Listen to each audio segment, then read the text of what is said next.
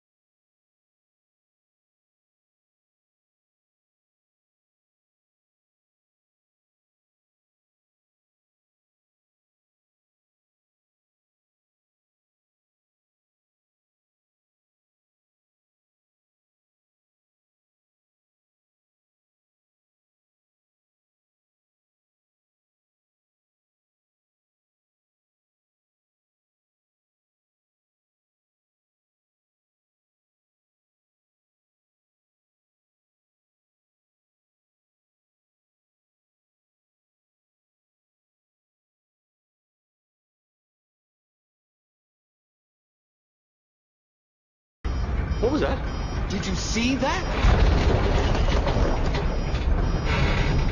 Was that the primary buffer panel? It did seem to Did resemble... the primary buffer panel just fall off my Gorham ship for no apparent reason? This landing is gonna get pretty interesting. Define interesting. Oh God, we're all gonna die? This is the captain. We have a little problem with our entry sequence, so we may experience some slight turbulence and then explode. Leave all that can be spared behind. We travel light. Let us Hansel walk. Welcome in, everybody. Very thick, very chunky, and and Kara's they sneaking are in to go packed first. to the brim. I'm just ducking across to a different window to check on the Bueller. channel point things. Bueller. What have we got active Bueller. today? Water! To drink! Water, I can do, but hold the leg up to camera can go on. This, This, my friend, is a pint. It comes in pints? Notice there, cheese is there. Bueller. Those are there. Bueller. Bueller. This time for Africa. Alrighty, doing all the buttons. And Erebra I forgot about first. Thank you for the resub, sir. So we're gonna hydrate first. I'll actually hide. Actually, I'll minimize studio. That's what I'll do. There we go. Studio's minimized.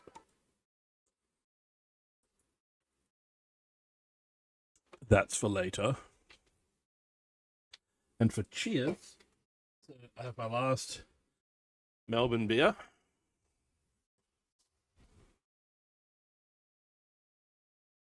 Bodricky Specky Juice, so independent brewery, and it's only 3.5% alcohol. It's not designed to get smashed. It's like you've got buttons to push. And this was on special at a bottle down in Melbourne, so I grabbed some to bring home. It's quite tasty, so I'll have to look to see if I can get it up here. Are you sure about that? Yes, I'm sure about that. All right, so the plan today is to go over Brickvention, because that's where I went a couple weekends ago.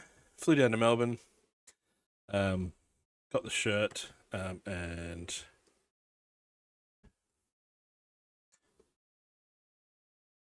got the shirt.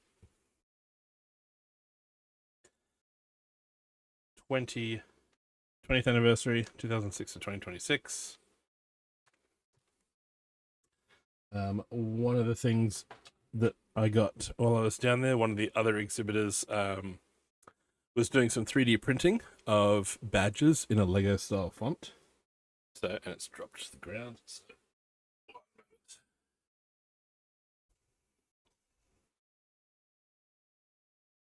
So we've got that. A magnet. Nice legs. So it can, For a human. yeah. So it can go on a lanyard or on your shirt. Right there, where you'll see it's backwards. But yeah, he was doing a whole bunch of those by request, so I ordered one of them, and it was ready when I got down there. We got the last couple of years they've been doing a Duplo animal that's been printed with their logo. So got an elephant this year. Possibly. It says caution magnetic. That's all. It doesn't say don't wear with a pacemaker. It just says caution magnetic.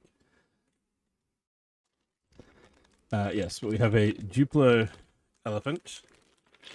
We got this little badgy thing. I did get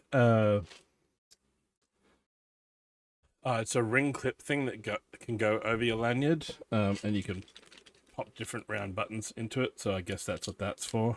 And then this printed wall panel here, and this face. People got random printed faces on these pieces. because one of the freebies that we got, with this being the 20th anniversary of the show, I was quite surprised to get this, but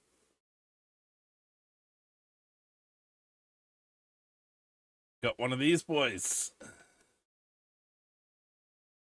So the idea being they've printed up a wall panel so that you can substitute in the panel here, and you can swap out the faces and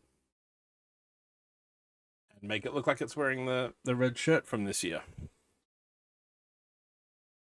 So yes, quite a generous thing. In the exhibitor check-in bag, I also got a micro Ninjago City. Some people got a micro Ninjago Docks, because there were a couple different micro versions that were made. Ooh. Or from Print on Bricks, which would be probably cheaper and easier to get. And then we also got this. Now the polybag thing, one of the activities on convention day is a build in the bag. So the idea being they've already pre-opened it so you can have access to your instructions. And they give you a Ziploc bag, and then you build that.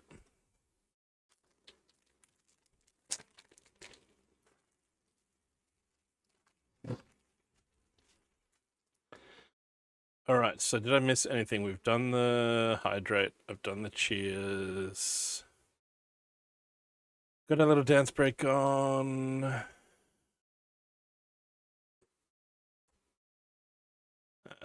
I think we're good to go.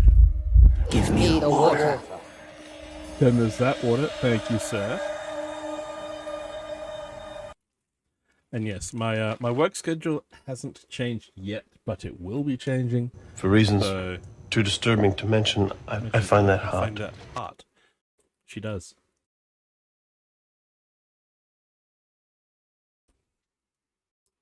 Yes, so... And speaking of hot, it is hot here in Australia. If it gets too hot, the PNG guy will come back and the shirt will come off. That's for my eyes only. All right, now to get... How did I do this last time? I want an image.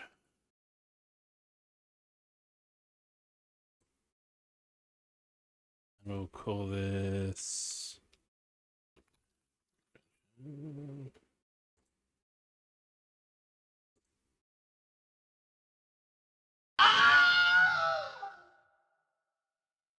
Thank you, Kara.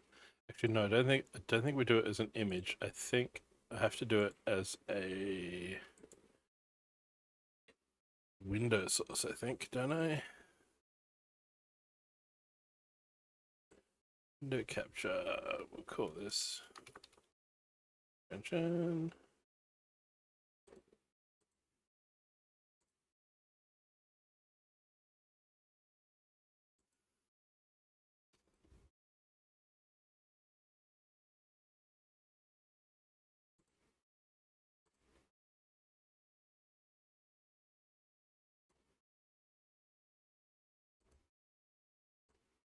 Okay, that's...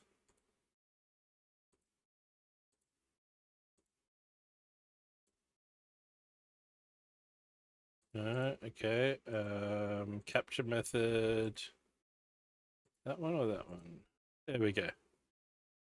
Automatic window capture method doesn't work.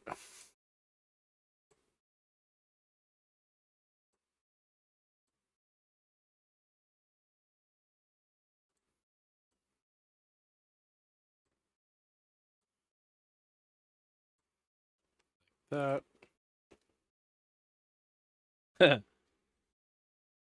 Thanks, here, bro.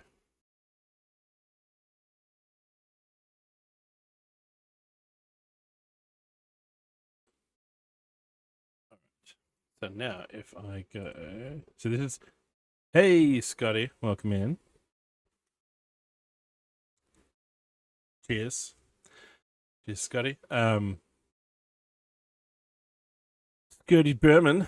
I was lurking there last night. So this was my seat on the flight down. Handily, do not use. So when snack time came around, I had to hold my own cup of water. This was just looking out the window. Because that's work. I was looking out the window to see if I could spot any landmarks that I recognized. Didn't quite see our house. Our house is off camera. But there's a big local shopping center right there.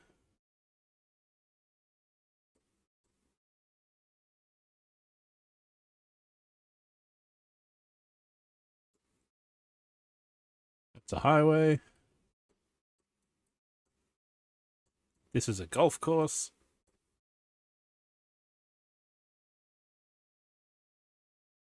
Yeah, so I grabbed a picture of that. After arriving in Melbourne, I took the bus to the city, hopped on a free tram to my hotel, checked in, and then took a tram up the street to the Lego store, who were hosting a special adult fan night for the convention goers, for those of us who are in town already. So I made it for some of that, not for the food and drink part. And then afterwards, because I hadn't had dinner yet, and they've got daylight savings, so things are weird and open late, I went to this sort of semi-rooftop bar place. It's called Asian Beer Cafe, I think. There is a sign of it in a second, but that's the semi-local beer that I had. That was the view out from the balcony was open, looking out across some parks and city buildings in Melbourne. And that was my $7 pizza. That was one of their specials. And to the left, you can see the Pick-a-Brick box that I bought at the store because they gave us double VIP points for the night. And the badge that I picked up because the guy that brought them he'd said he'd have them on convention day, but then he was like, I'm also going to the adult night at the shop, so I'll have them on me. I was like, sweet. So there's the badge. So yes, from 6 till 9 daily, they had lucky hour. So $7 pizza. The beer was cheap as well.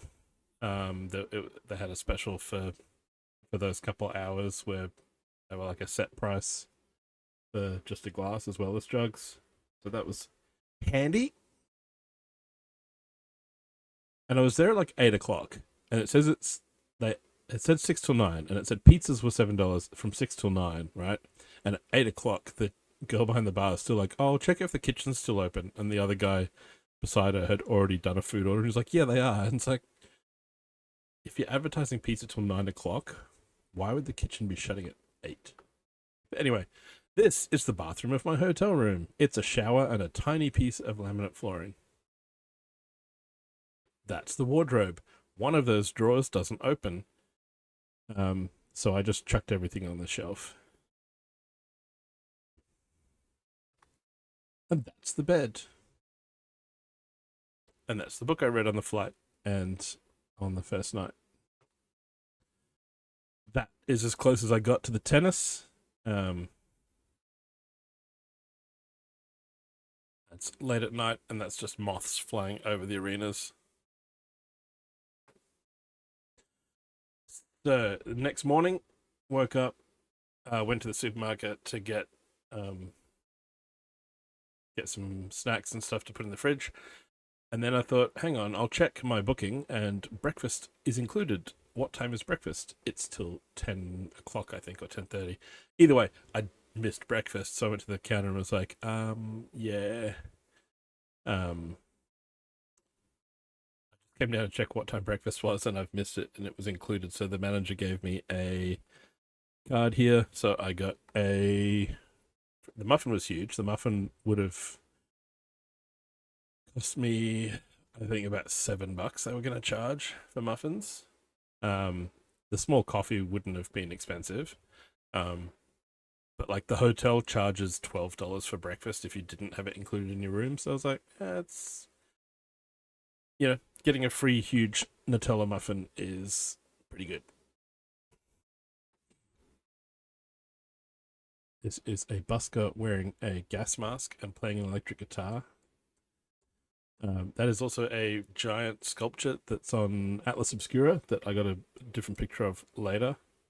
But this is basically the closest tram stop to my hotel that was going to get me directly to the show.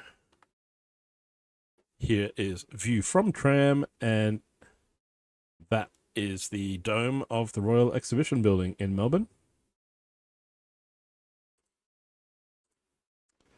And there is the building itself.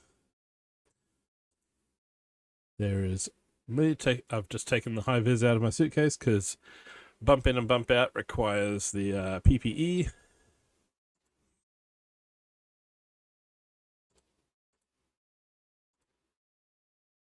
Picture of the banner celebrating 20 years. And I took with me, this is the cup of parts that I got at the store. So the store had these neon yellow plates. So I grabbed a heap of them and added them to my display to look like price stickers on the records. And for this year, because I'd gone flat for Brickworld, I got a collapsible crate. I took that with me. So that the public could flick through as if they were in a music shop. I also had more room on the table than I thought I did. More on that in a sec. So here's I'd registered, I got my bag, pulled everything out to be like, here's all the swag. Oh yeah, I got a minifig as well from one of the retailers. Just a random city minifig. The event brick. Printed brick this year, I got them to print Bricko on it. I forget what I got last. I think I got Glengerman bricks printed last time for my Bricklink store. Food voucher bricks. The shirt. And some vouchers. So there's the voucher. I only ended up using this one here, getting 10% off some stuff at one of the retailers. Notably, it was only valid on the convention day on the Friday.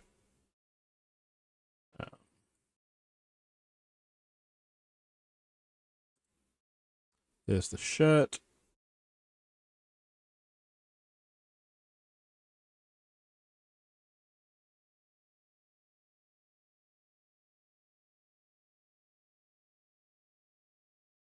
There's the little set. And then Ninjago set. Bricks. Their convention passes and minifig. Alright, and then after I'd set up, because that doesn't take long, I wandered around, looked at some other people's stuff. There's someone's Bowie mosaic. Those are all on, I think, 48 by 48 base plates. I'm not sure how they join them together. If there's a frame behind, if they've, like, masking taped them. Dang! Yeah, so each one of those is bigger than the plates that I use. But yeah, that Heroes looks really cool.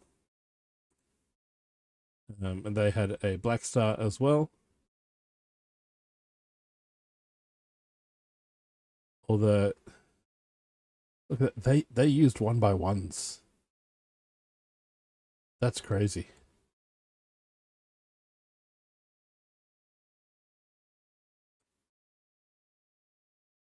What's 48 times 48? That's...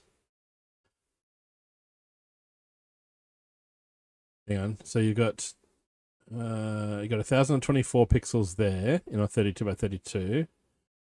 That and that adds another one. So 2048. And then another quarter of 1024. So yeah, something like that.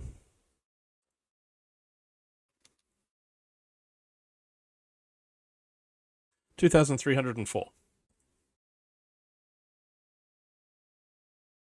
brought up the calculator. But yeah, that's a lot of pieces to stick down on a base plate. I also had this one, same size as the Heroes mosaic. Really cool for only using so there's black, white, 2 shades of grey, and then I think it's just the brown and the light blue. So 6 colors for this one. That was a cool one. There's the credit for who built that one. Cara Harris. And the David Bowie. This is the table behind me.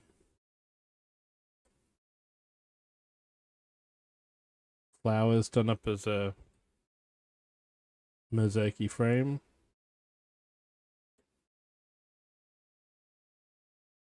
One in yellow, one in pink.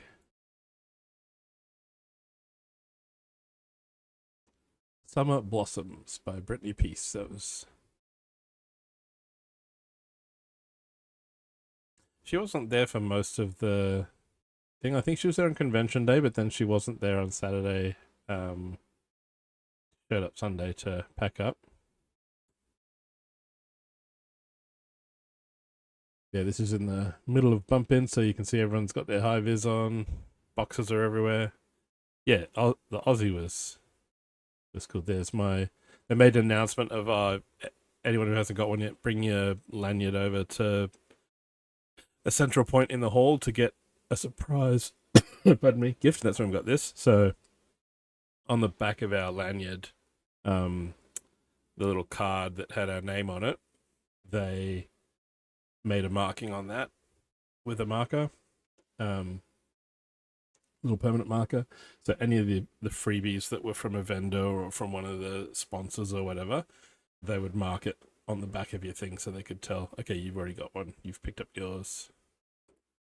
Then I hopped on the tram back down to the city to Kmart, bought the last 2 easels they had on the shelf, and popped back on the tram to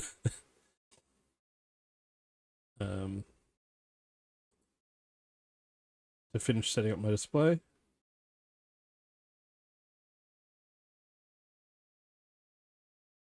And they had one of these higher signs out the front saying Brickvention 2026 this weekend, Lego event.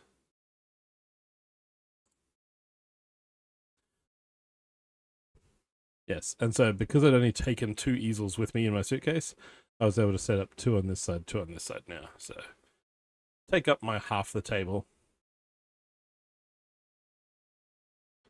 And I had got a second one of these little frames to put in the printed thing that I'd put in, the interactive display, touching welcome. These ones here actually say, there's a do not touch symbol right here. And so I put this little guy, normally he would be standing over here in front of those 2 record covers, similar to how the minifigs on this side. But I put him here so that he hid the do not touch. I did get a copy of that file that was edited, but I think because it was an edited one, it did not read as a printable file when I went to Officeworks. It did not read it off my USB. So I just went with the standard version. I figured I'll just cover that up. But yeah, because I was on the corner of so basically on this side of the room, every island was 4 tables. 2 long, back to back. Because I was kind of on this half at the end, I figured I'd put the interactive part here in the middle, tilt these 2 to the side so that anyone coming up the middle.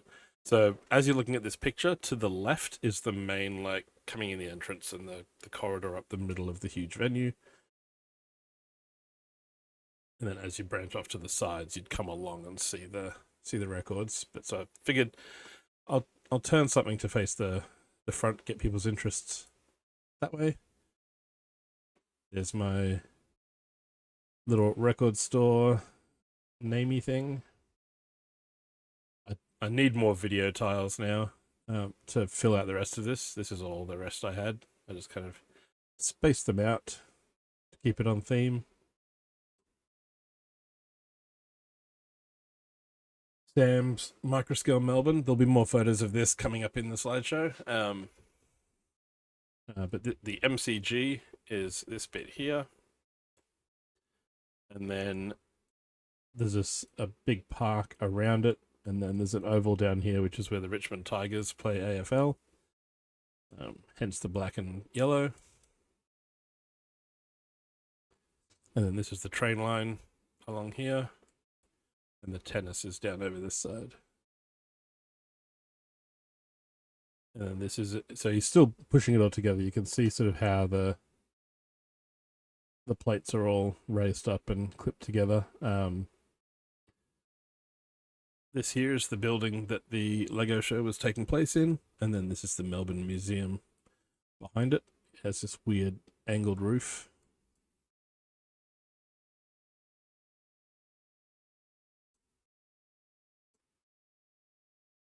Anyone who's played the board game Carcassonne,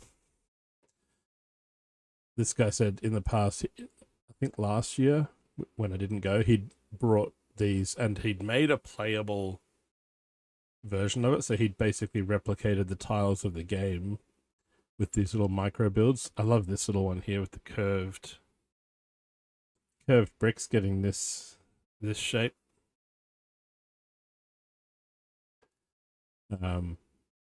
But for this year, he just kind of expanded it into just a micro-scale city that was in that color scheme. So this wasn't necessarily a playable board game. It was just, yeah, inspired by his previous build. This couple had displayed at every Brickvention, I believe. So they'd brought a little something from every year that they'd shown. So this is part of their 2024 display. Just a section of it. But this I took a picture to get the parts use. Oh, okay, that photo's not very clear, but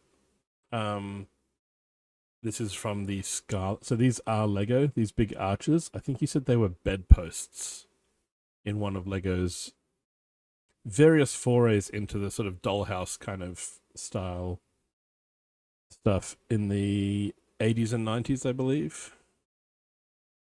But yeah, having multiples of these parts and then using it as a train station arch was pretty cool.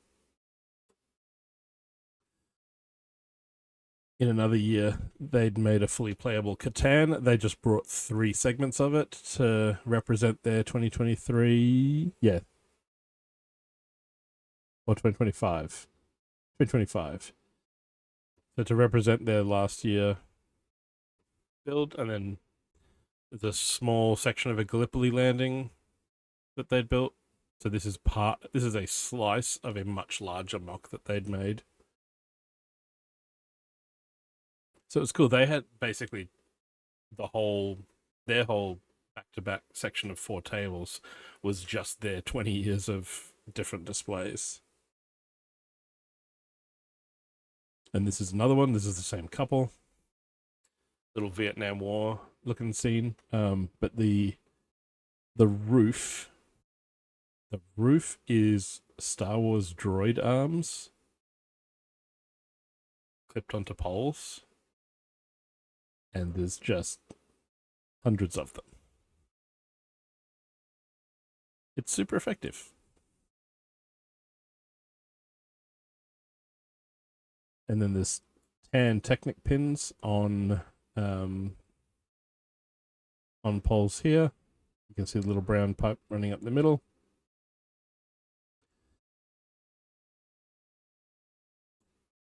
But it's a really cool looking use of parts for bamboo, especially with the little ring here. So you get all this segmented look. And he's flipped them. He's taken the time to flip them opposite directions so that it doesn't all line up.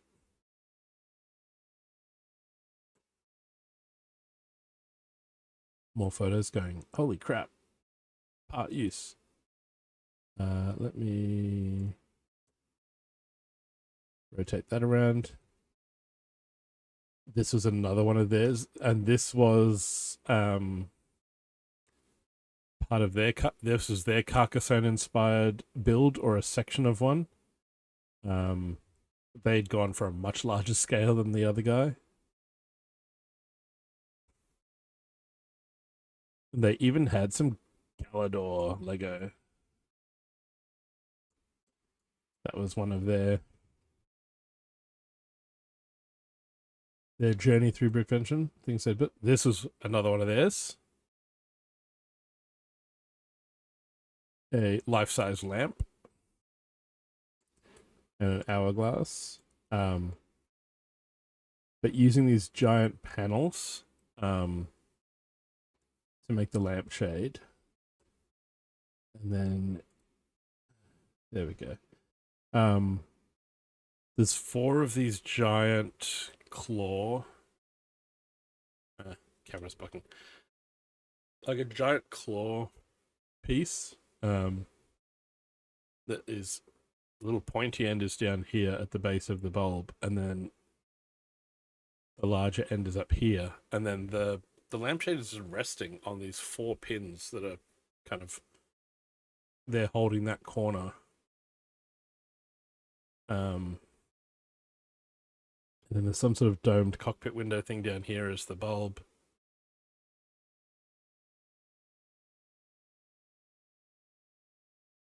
It looked really, really cool.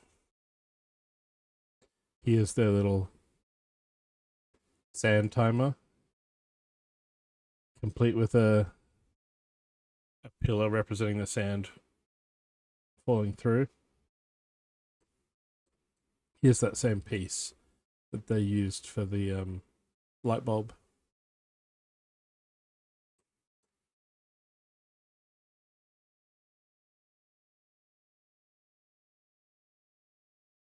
A section of the Great Wall contraption, a tower, approximately 35,000 parts, 60 kilos, 7 feet high, 11 motors running it, cost $5,000.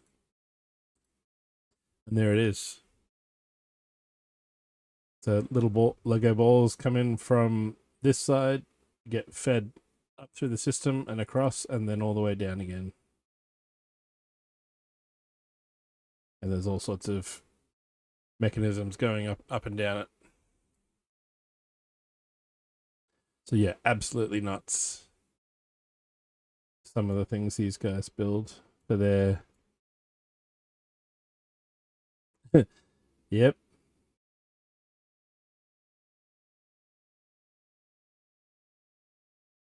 For their contraptions. This was a build by... Live long and prosper. Hey, Kiddles, welcome in. Thank you for the lurk. This was by Brickman.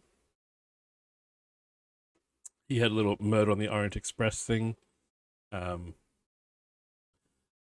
Murder victim down the end here. There was a case file that gave you a few brief notes of what happened. And then you had little dossier files on each of the characters, how they knew the victim, and then the pink bricks were for voting. So if you thought this person was suspicious, you left a vote as to who you thought the murderer was, and that was just something to get the public involved. Pretty cool. Some of the characters look a little bit weird, but the train itself is awesome.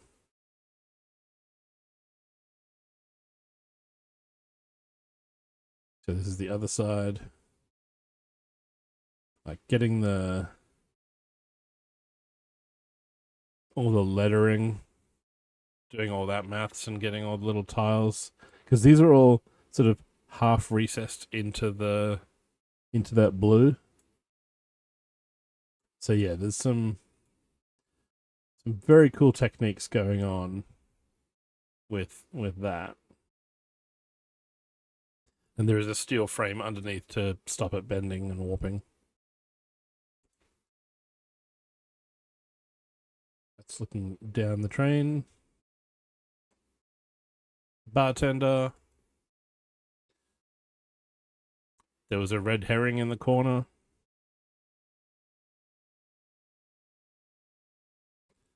There's our victim lying in a pool of transparent red and with X's for eyes and a tongue sticking out. One of the red herrings, there is a red shoe in the bathroom, but no one is missing a shoe. There's a glass of champagne dropped in shock. Little glass on the side table. Journalist. The waitress with more drinks. Yes, can you figure out who the culprit is? Another look down the table. Notes on the victim. This is kind of in the center of the building, and then you can see it all down there. My display is way over there somewhere.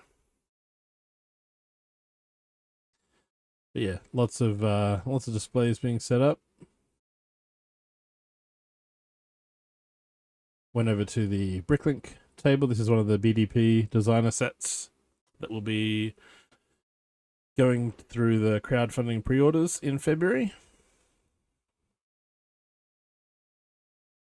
So Bricklink had a table there. I said hi to the guys there. Rick recognized me from Chicago because I'd gone to every session in the mornings, which was cool, but also slightly scary, being recognized 6 months later. And then this is some inspiration photos. So this is under the Lego Ween build by Matt and Kate.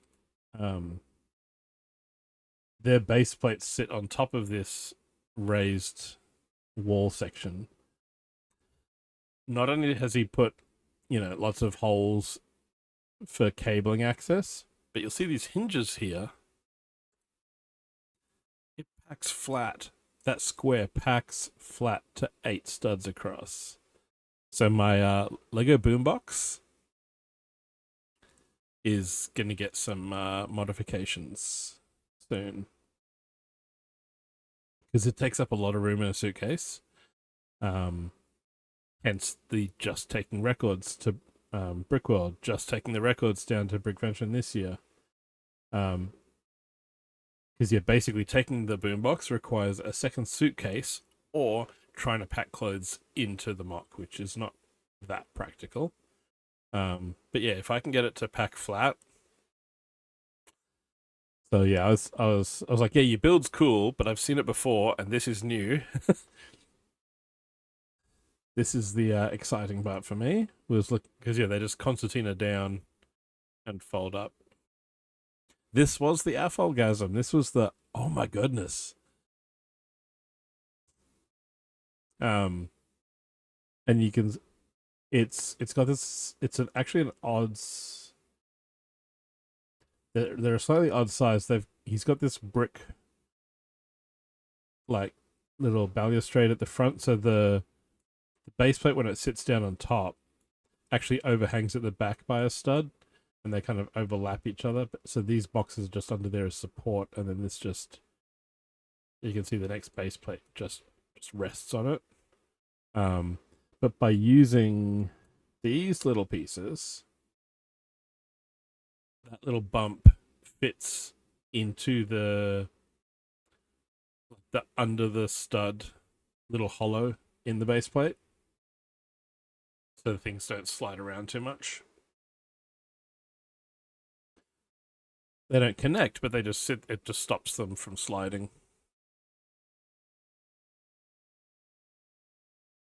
So yeah, that was a cool And there's me getting a few more photos. And more. And that's how they fold. Yeah, quite ingenious. All right, so now we get on to some more builds, and this is still just me walking around on setup day. So we've got heaps more photos to go.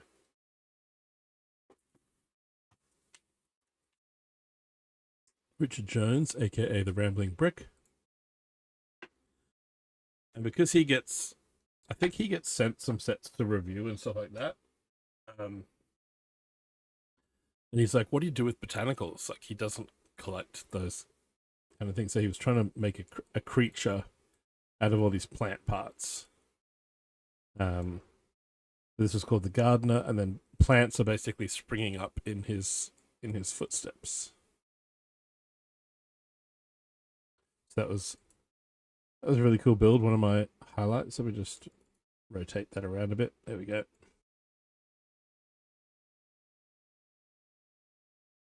Yeah, so where it has walked, the plants have sprung up.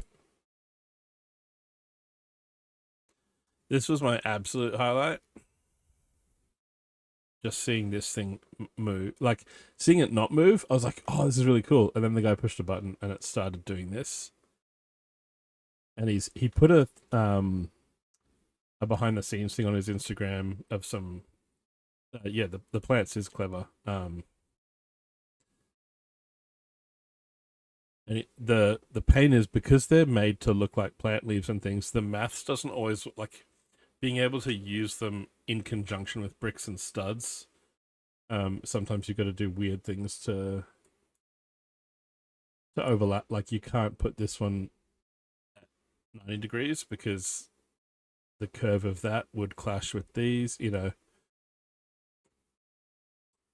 Whereas with bricks and plates, you can just grab a whole bunch of them and you know how the maths works and you can just build away. Whereas with these plant parts, he goes, yeah, there's so much of them where they're designed to do one thing, and to get them to interact with other pieces without collision and stuff is tricky.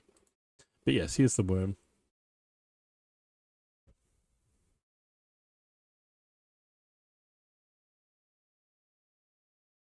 And the cool little bumps that he's left here to be there, you know, Paul and Jessica's footprints through the sand.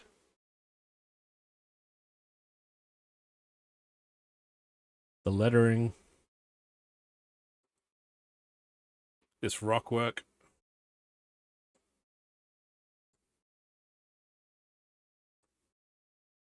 It's very, very cool.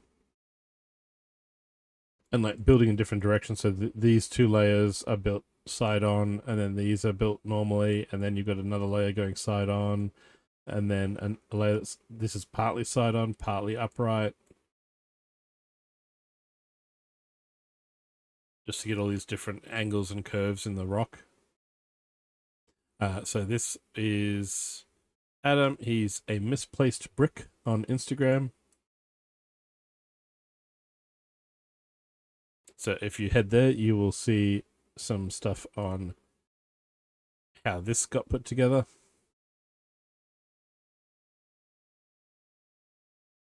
So try to get a few different photos to show the different moves as it was going around. And I love this bit here too, the broken up, the raised ground where the worm has come up. Just all those different curved slopes at different angles. Super cool. And he had a microscale ornithopter on top of his card. And then a tiny little sandworm using the broken eggshell pieces. And a little gear for the teeth.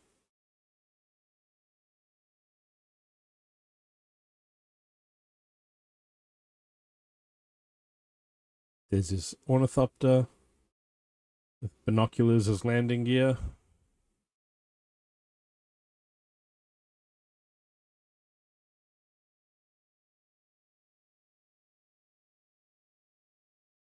And then, of course, everyone who discovers that the construction figures Fit Technic motorbikes always has fun.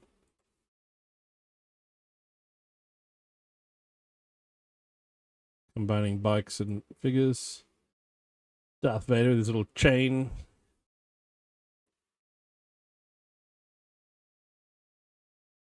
And then you have to put Ewan on the BMW.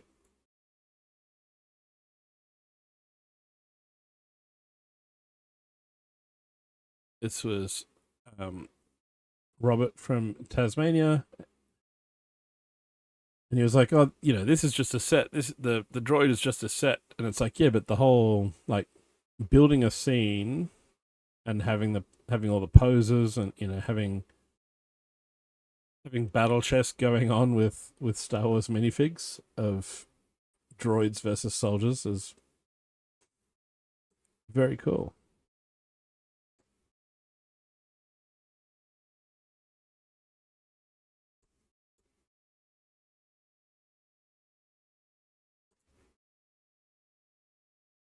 And we had the Enterprise aircraft carrier.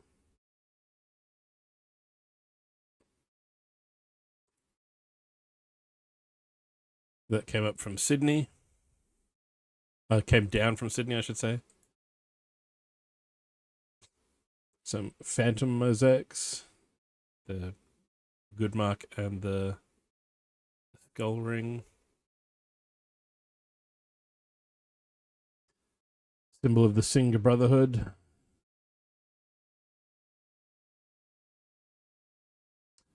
I think I sent this to Millennium. Giant mosaic.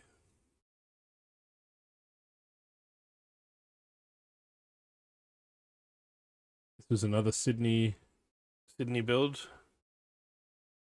The Akira poster.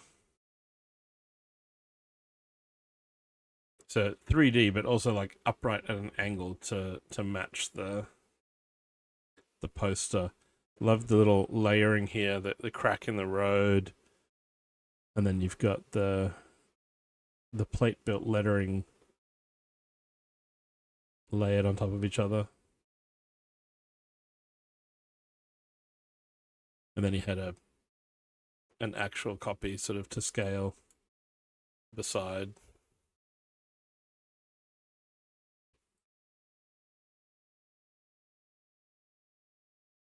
Okay, cool. Creature build. So this is the next table over from me. So as you came in the front doors here, first thing you see is this red archway thing, which we'll get better pictures of soon. And then you turn left and you had this table here. And then so I'm in the second row just there. There's a bird type creature built by a guy from America.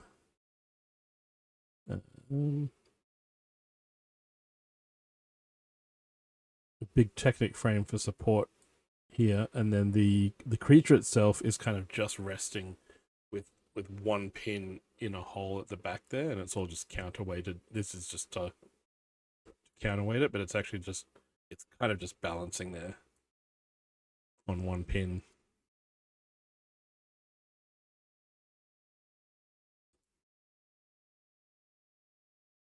That's a picture of my interactive display. Touching, welcome. And this one here, there is not much. I think there is some Technic in the middle, but this thing wobbled so much when the wind came through. They had the front doors fully open on setup day, and yeah, this tower was swaying in the breeze. And she was like, "Oh, if it falls, if it falls on the show day, it's staying down." Like,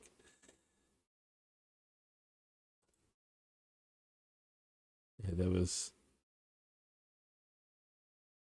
not much connecting those two.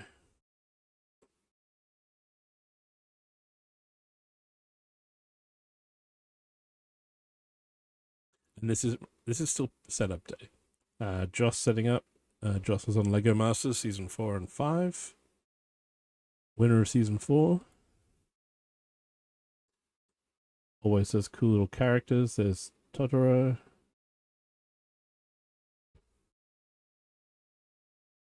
Setting up his Hollow Knight section of the display. This is still set up. There's a better picture later on. Godzilla. And you can see this little tube running the length of the body and then down in through these round bricks.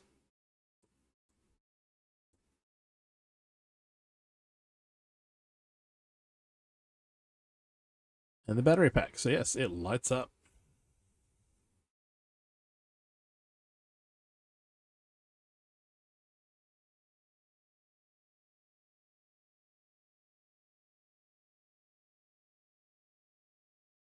Princess Mononoke. Oh, and it is 4 o'clock.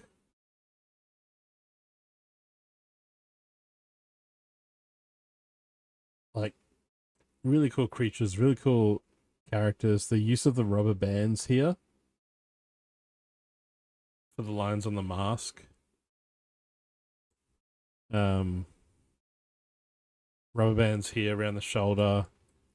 The whisk as a hand. Nice legs. For a human. Yeah, the whisk as a hand to hold the spear. With a claw wedged in as well. Like a claw into the whisk, and that just holds the spear. Like...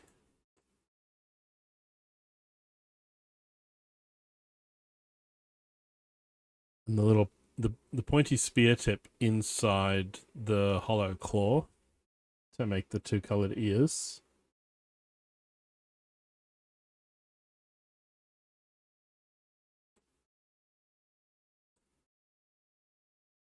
Yeah, and in that scale too, like just so cool. And then leaving as the sun was setting, and this is at 8:15 Melbourne time.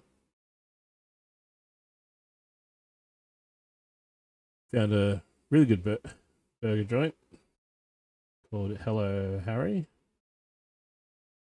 This was some sort of peanut butter bacon burger that the American guy had. Patrick.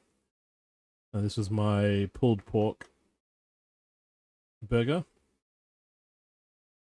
Very tasty. Burgers.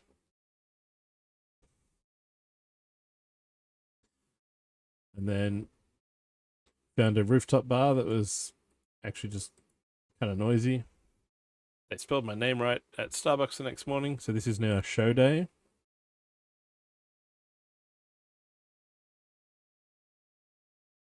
Then I took a picture of this guy. This guy. See if we can spot the silly person in this photo.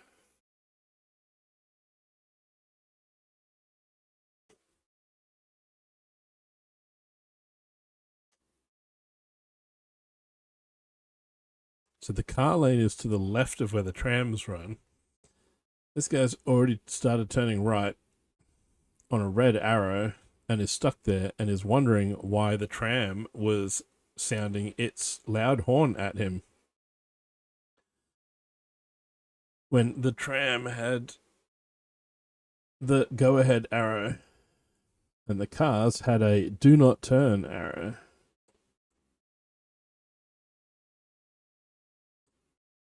Yes, but meanwhile, because this way was green, there was traffic coming this way as well. So they were stuck waiting for traffic on a red arrow. Because, yeah, it's like, dumbass, move your car. Instead of a banner on the front of the building, they had this big projector sign. We've got ads coming up in about a minute. I am going to go grab something to eat. So I'll put up a BRB screen and see you soon.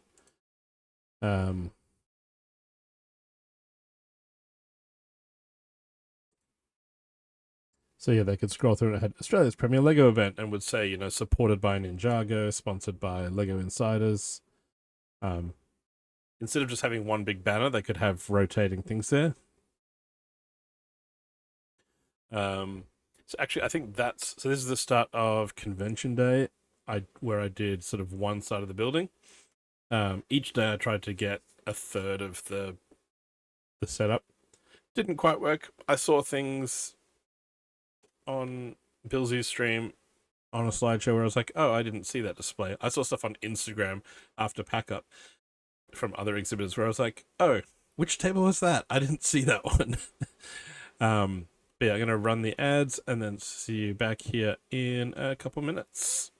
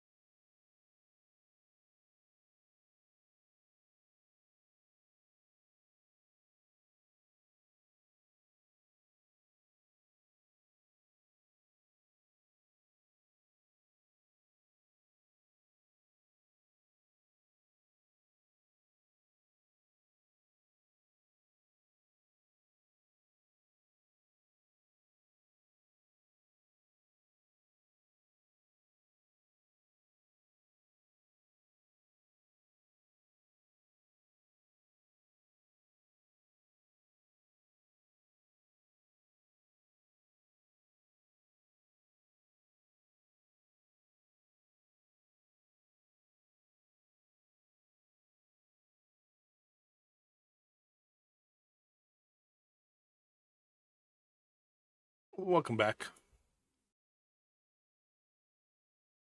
So this is from Donnie Chen, who was the designer of the Lego piano, and a couple of years ago did the gold Chinese dragon. He's done all these little medium figures, so the slightly upscaled minifigs.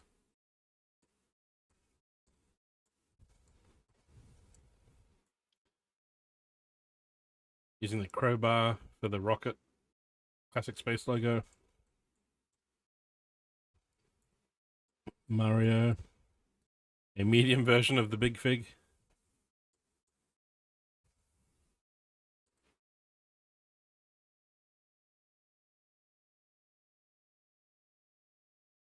Dungeon Sleepy Cow in some places online. Is do I have it? One to hand.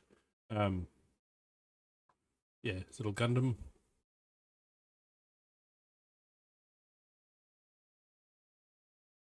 This is another one from Patrick. Brought this from the, well, I'd say he's from the US. He brought this from Denmark. He works in Denmark now for Lego. It just gets creepier the more you look at it. It was called the Imposter. There's all these cool shapes that, you know, they look like antlers at first glance. No, they're its fingers. It's like, oh, there its head. No, that's just, it doesn't have a head. It doesn't have a neck. But it's holding a face between it's sort of doing this, and just, it's holding a face above its shoulders. Using thumb and forefingers. And there's just empty Technic bricks where the eyes would be, you know, it's just... But all these horns and Technic and Bionicle shin pads and shoulder pads and things to create a six-legged deer thing.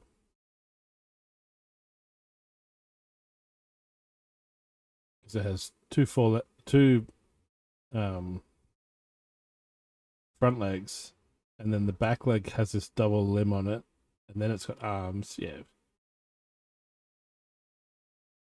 There we go. Patrick Biggs.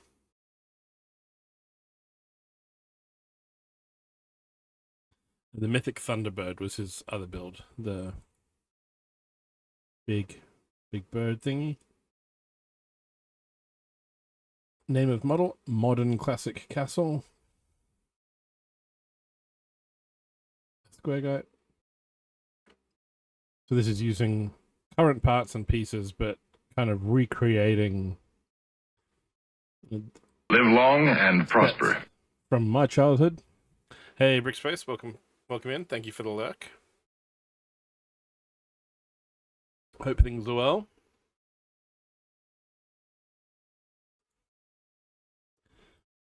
Yes, my brother had the original version of this set. It didn't have a squirrel in it. Yeah, making these little scenes based on classic Castle, but kind of revamped versions of them.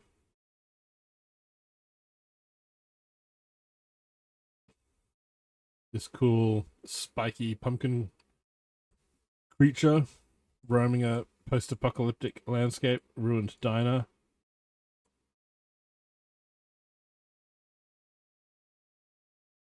Full of spiky plant parts and vines. And then that's the shot looking in the diner window. Had monsters and a skeleton in there. And that was called the Boulevard of Broken Screams. That was very cool. I really liked this one, the Where in the World is Carmen Sandiego. Old school computer screen there.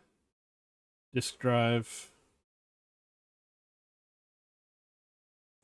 Little world map with things like Sydney Opera House, a hot dog and 2 claws to be a Japanese temple gate, the Great Wall made of 3 bricks and 1 little pyramid,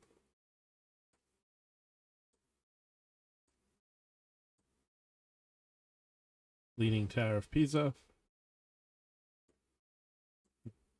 Burj Khalifa. Very, very cool little build. Statue of Liberty.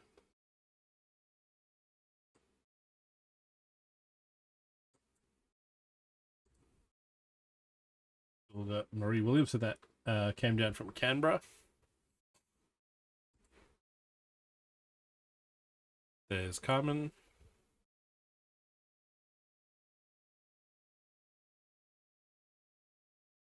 Stargate.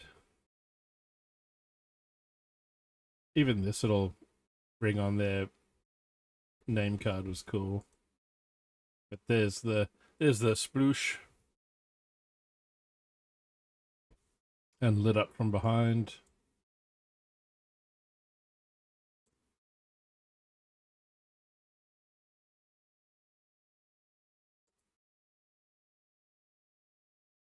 Is a wheel, so this one's from Mugs, that's in Melbourne.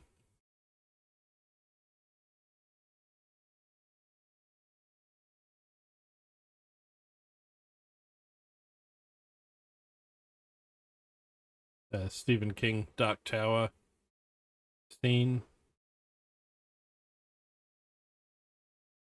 Super, super cool.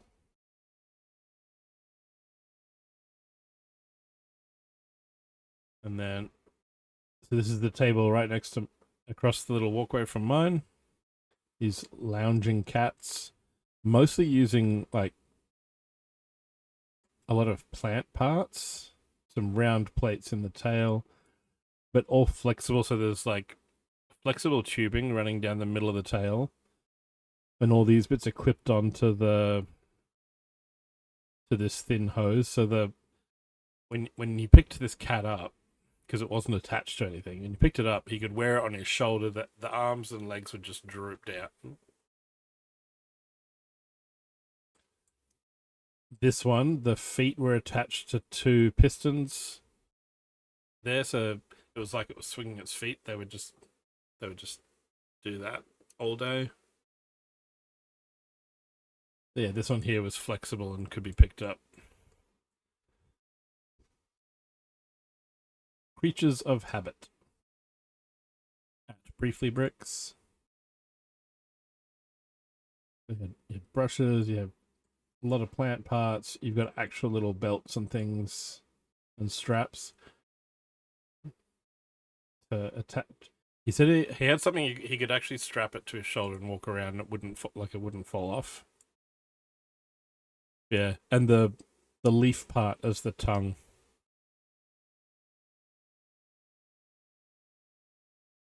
And the pupils are ice skates to get those cat eye slits.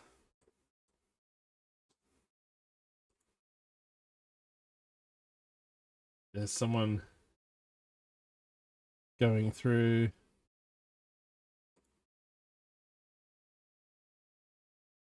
my albums, you know, finding ones they recognize, taking a picture. Then a couple displays on from me from Canberra was a balloon, hot air balloon like festival thing going on. I really liked this one here, where to make it look like they've got a deflated balloon waiting to get filled with hot air. Canberra Balloon Festival. So there's the whole setup. But yeah, my favorite detail was the one, like the bag on the ground. Gotta go fast.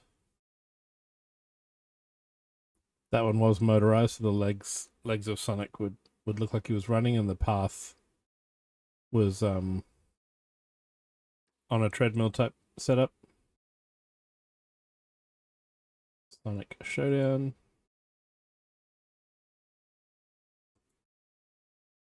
Batman, built by Wade. Instructions are unrebrickable by Arvo Brothers.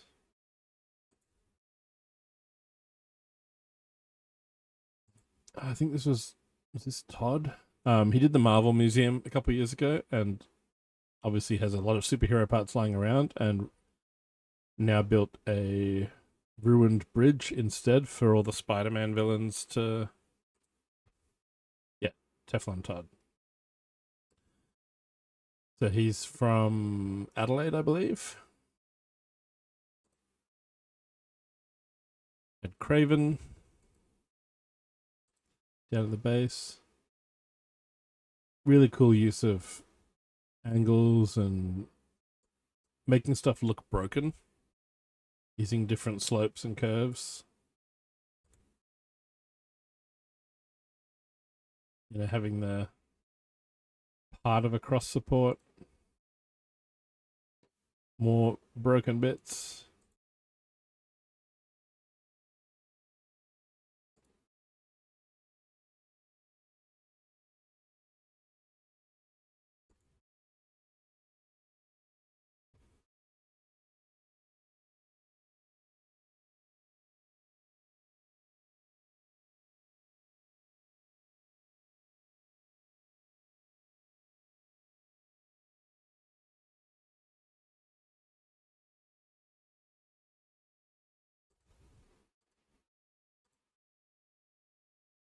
Morbin time.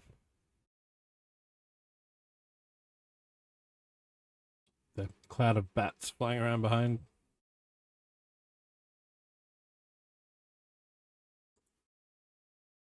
This one was cool. The Dark Crystal by @GoHappyGirl_Lego.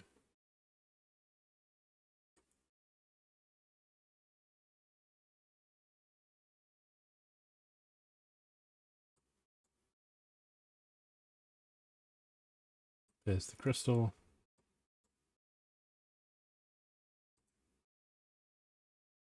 Ogre.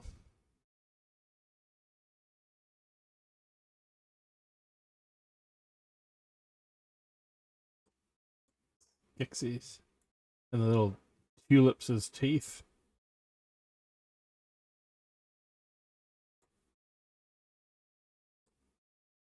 And all these rings around for the collar ruff.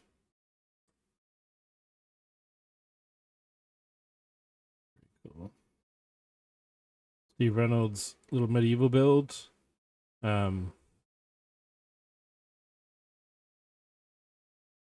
was chatting to him because, you know, this is really cool. Look at the detail. Look at all the rock work. Look at the water. Look at the trees.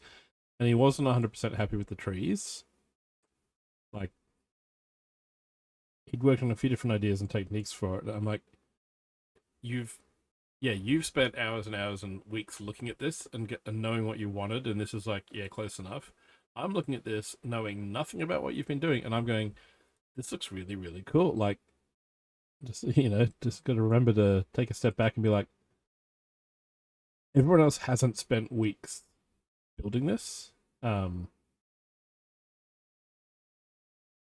it's the same with some of my stuff. Like there's mosaics I've made where I'm like, is it kind of close enough? And then someone recognizes it and you go, okay, well, maybe it is, you know, it's not quite where I wanted it to be, but if it still gets recognized for what it's meant to be, then...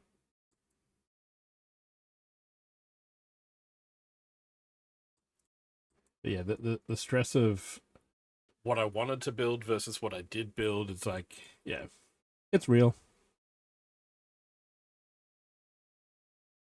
Lots of undergrowth, a lot of plant parts. And then just some layered plates into the ground just so that the edge that we see, you know, isn't just flat color. Little details in the walls. Bendy tree trunks.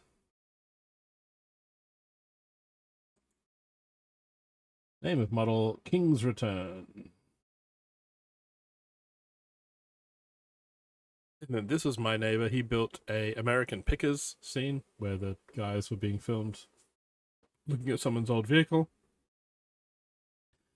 But the cool part, and this was a technique he'd found online from someone else, was he'd made rolling barn doors.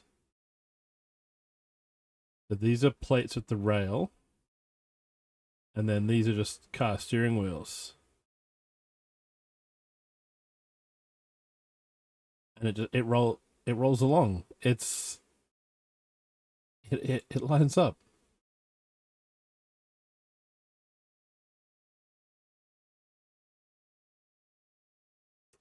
This is Scott from Brisbane. Does a lot of military vehicle builds and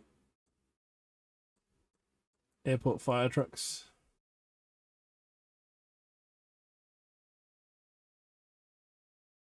From Brisbricks.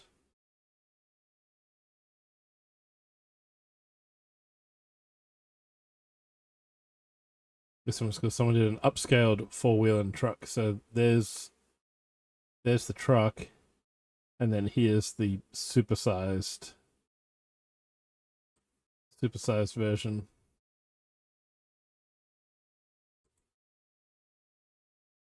That one also came over from Tasmania. And then this one is by Damo Fett and his partner. They're on the Gold Coast now. They were in Sydney, so they're now honorary Queenslanders. They brought this down. It's their dream house. They've got house plans down the front, and then they've sort of built it out of Lego, and there's little Easter eggs and things inside with big screen TVs and bar setups. There we go. Our dream home, Sidlug / Brisbricks.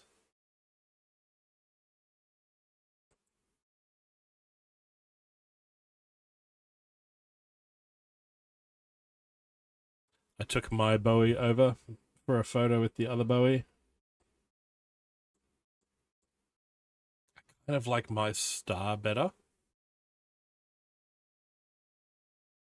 I don't know, it seems a bit more uniform than the points on this one.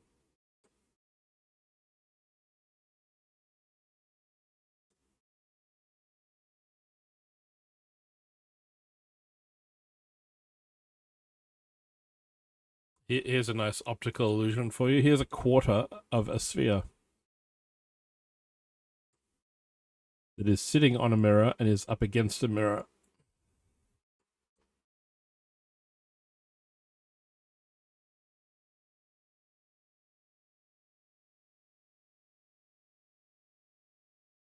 Illusion sphere. Fantastic! Oh, fantastic! On mine, the little, yeah, and because that color, it comes in 1x2s on the pick-a-brick wall, so I grabbed a heap of them, and then I just stuck them on, yeah.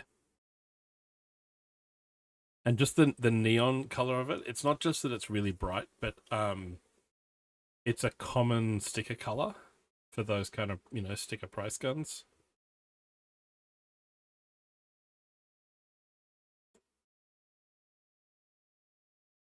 Now we have a Sega Rally little cabinet. The car is attached to some cams and bars, so as the road will roll along. There is video here in a second. But so that kids didn't break it, it's designed so no matter which way you turn the wheel, as you keep turning it, it'll just reverse. It'll like the mechanism will swing one way and then back to the other and then back to the other, just back and forth as you turn either all the way left or all the way right. It will pivot back around. So Bailey jumped on to have a go, and the guy just has a button to push. So there's a speaker in the cabinet that plays an MP3 while you sit there and it moves. Here we go. Is there volume on here? Hang on. I know what I need. Water. Water? Yes, drink. thank you. I think...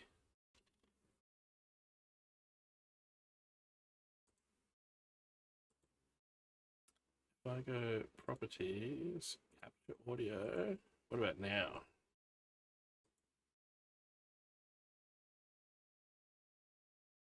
Why is there no...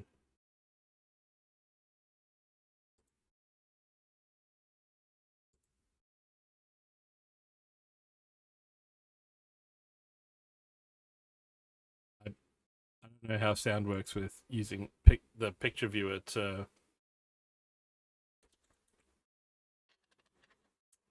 do it.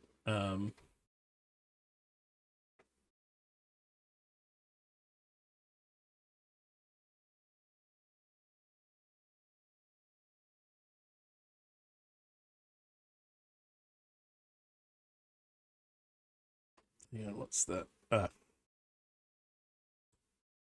There we go. It was hidden on my screen.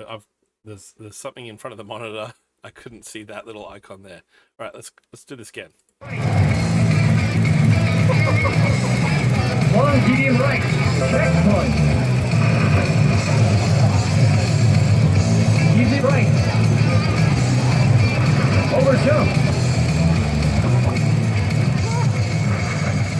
Easy left. That's so cool. Okay, there we go. No. Yeah. Bailey had to have a go on that. Then we had budgies.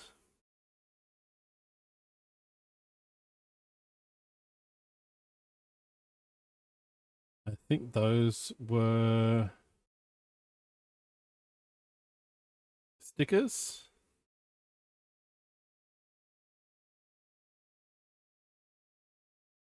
That he'd cut out himself. The stick on.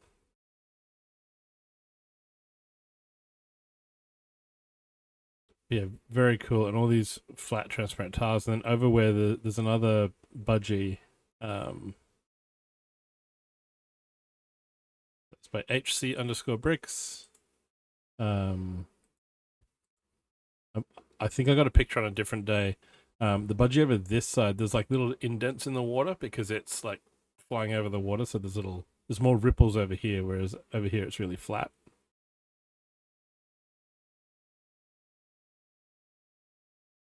And this was built by Ryan from Lego Masters. Movie Big. When you put the card over here, I don't know if I got video of this. So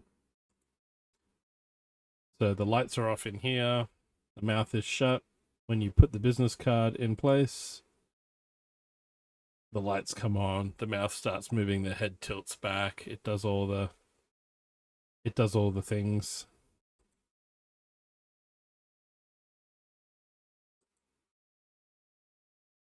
Name of model. I wish I was big. Zoltar speaks. Yeah, Ryan was on Lego Masters. There's another version of a piano that he'd built. I think on the show they had to build something as part of it was like a giant great ball machine, so a ball would come down and the piano had to roll the ball to the other end. So the keys move in like a wave.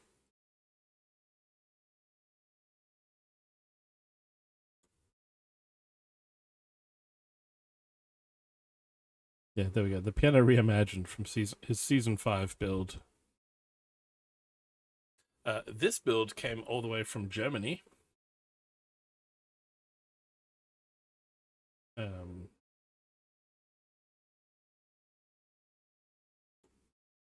Little Qantas historical airplane.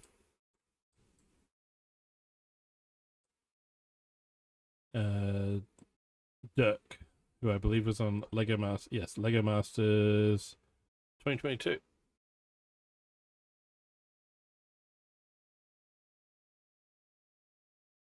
Nice little gold bars surrounding the nameplate.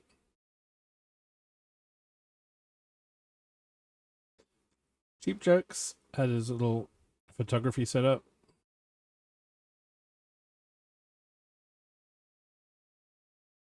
So, you know, he'll take funny photos like this using minifigs, and then he'll bring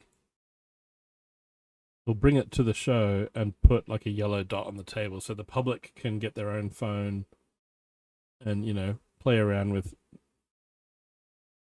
taking photos. He has little scenes. Did I get another one? No, but he had like another, like he'll have a crashed X-Wing in a swamp and it uses cotton wool and little props and things, but it's done so that if you have your camera down here, you'll get a really cool photo of a minifig scene. And he was on Lego Masters Season 4. Here's another angle of Joss's Godzilla. I've just noticed that he's used different claws and cow horns to get the different like curves in the fingers. So he's used 2 cow horns here, but then like a tooth there, and then a cow horn for the thumb. That's really cool.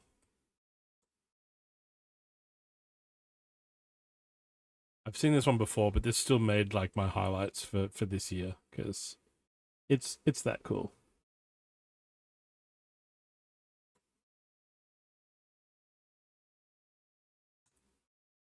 There's his finished setup little Totoro bust up scene. And again, using cow horns and claws and teeth as the fingers.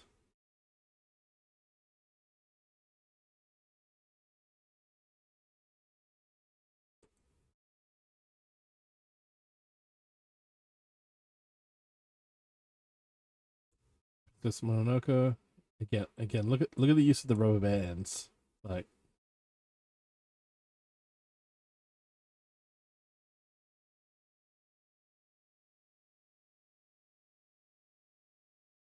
cat bus.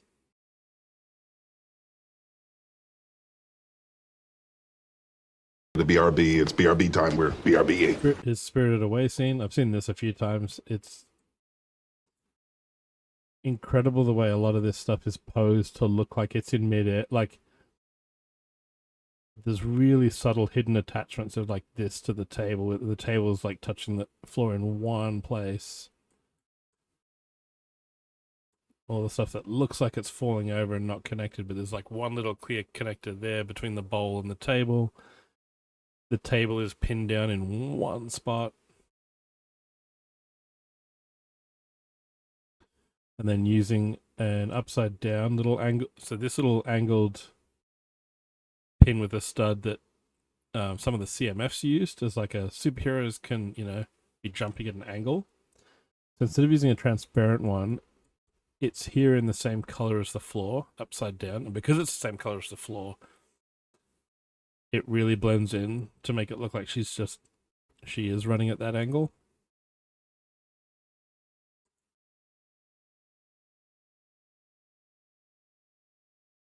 And then it wasn't this lady's first time. I think she said her husband had displayed at Brickvention before. This was her first time. And she went huge. She went super huge. But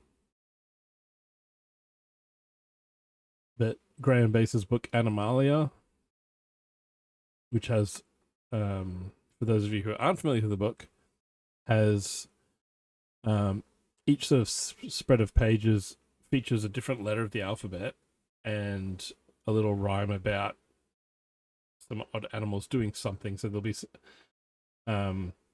here we've got like, there's a kangaroo, a kookaburra, and a koala, and they're in the clink, so they're in the jail. And there's a key on the wall, so there'll be other things, you know, got lions lounging in the library. The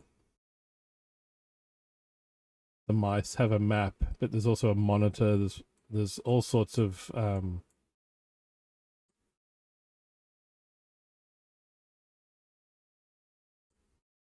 things. I think this is vultures and a vixen in the theater.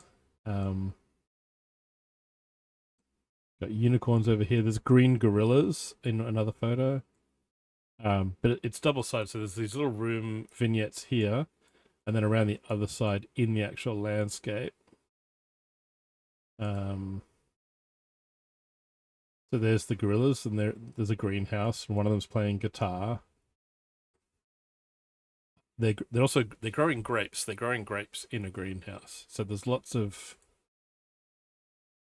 these unicorns with urns and umbrellas.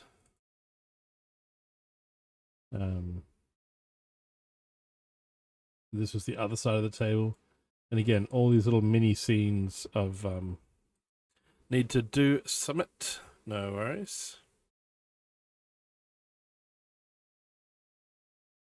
There's a rhino in a rickshaw.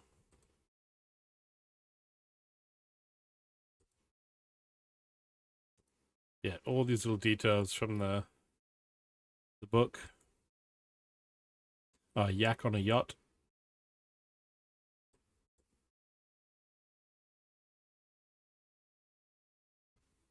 Christy bricks a slot.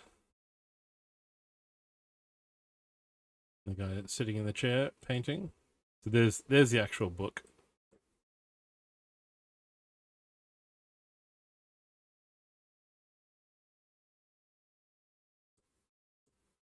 Oh, that's right. The vulture's a ventriloquist. That's why it's in the theater. The vulture has a smaller vulture as a dummy.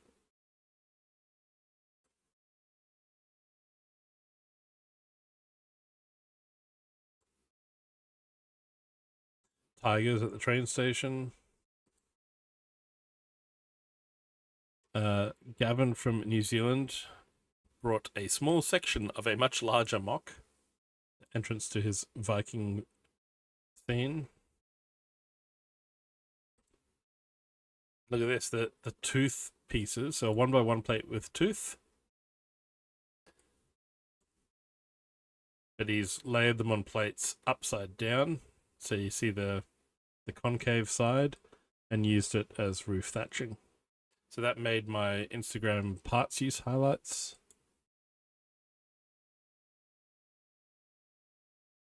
Cool little cobbled path as well.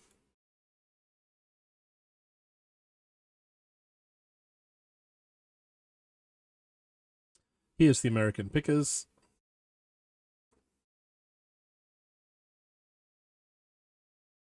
This was the build next to mine. There it is.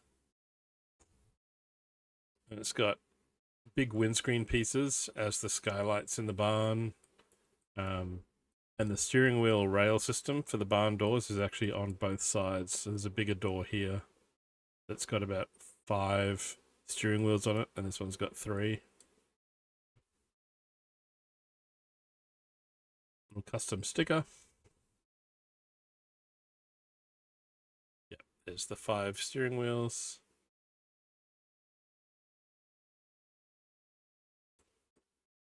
This is with the cat build. There's the Game Boy, but then there's also the brick built VHS tape.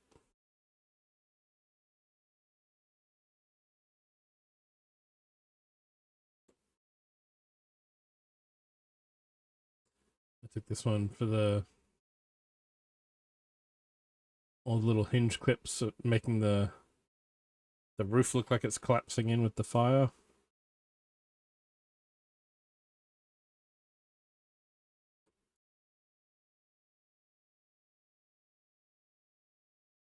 There's a little fire scene. We've got the medics on standby over here.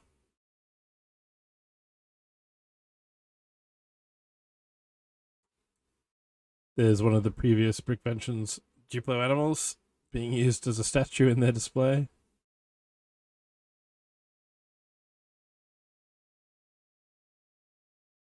There's some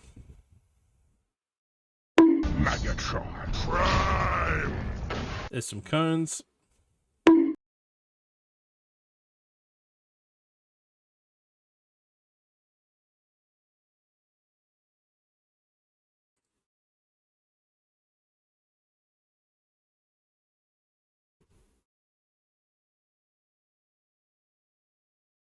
Here's a Back to the Future 2 scene.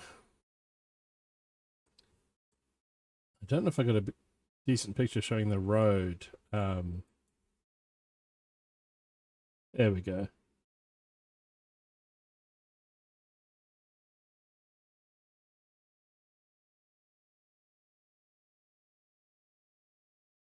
But that is a lot of plate bending going on.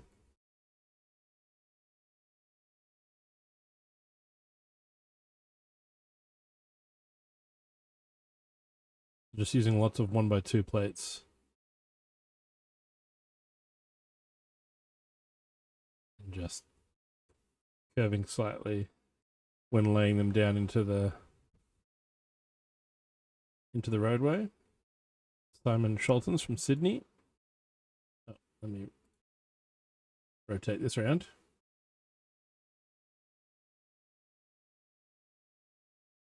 Looks like it didn't have a card yet when I took this picture, but this is a scene from the Jungle Book.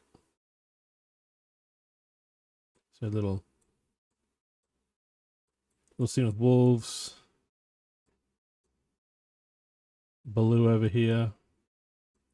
Bagheera across there, and Shere Khan lurking in the trees there, and Mowgli, little human baby, in the middle. Although it's missing the jackal.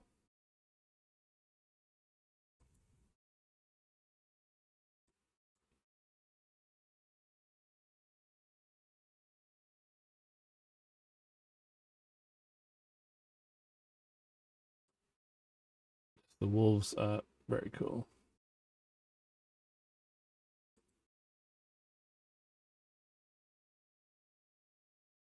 Little old school plain. A heavily forested little island with aliens hiding. Rum Runner's Cove by Bluey's_bricks.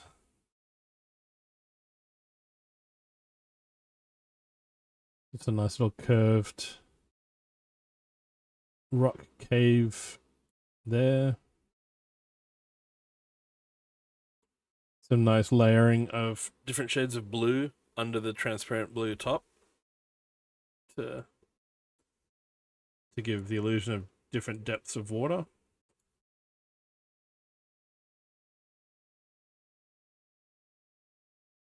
This was built by a former table neighbour of mine from a couple of years ago, Ben. It's from Western Australia. Built this little cyberpunk office building. I just loved all the little greebling and all the little extra, like these pipes that he had running, you know, up one wall, across, around a corner, up again to the roof. All the sort of ductwork and things to make it look like there's air conditioners and machines and, you know, systems that need pipes and wires on the outside of your walls. Little fire escape stairs between some of the levels. And yeah, just lots of repeated little cool part use, like the telephone printed part there, the number pad, and the little double roller skates.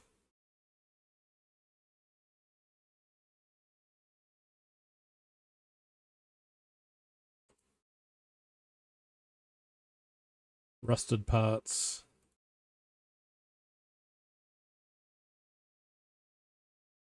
The turntable base without the turntable to look like aircon units. And then you had some of the offices actually lit so you could see the minifigures working or ranting at each other inside. There we go, Ben Cossey. You can also find him on YouTube.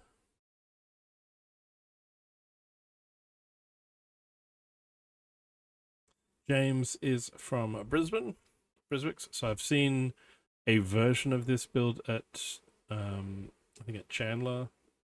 No, at BB. Did I get a Chandler? No, I went to BBX last year. It was at So some of the buildings were configured slightly differently. It faced, like the long side of the build faced the public this time instead of up the middle. So some of the buildings have been slightly rearranged.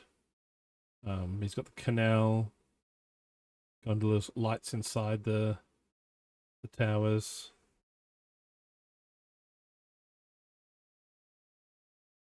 The stained glass window lights up. Little spotlights down below, up at the tower.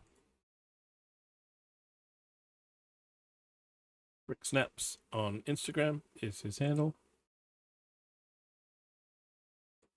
Brick Snaps with a Z.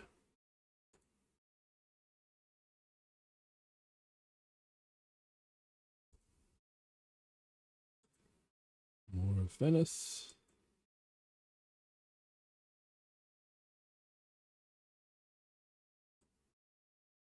Outback Sentinel, so a little bit of twisted barbed wire and a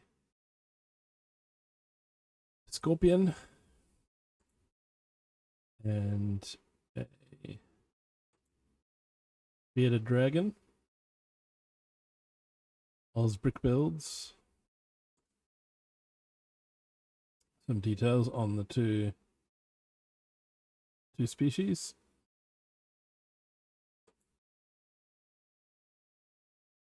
There's some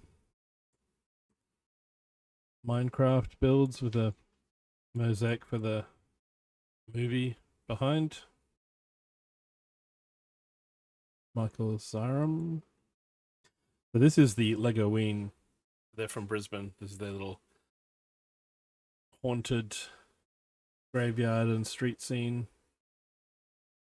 built on those collapsing wall panels.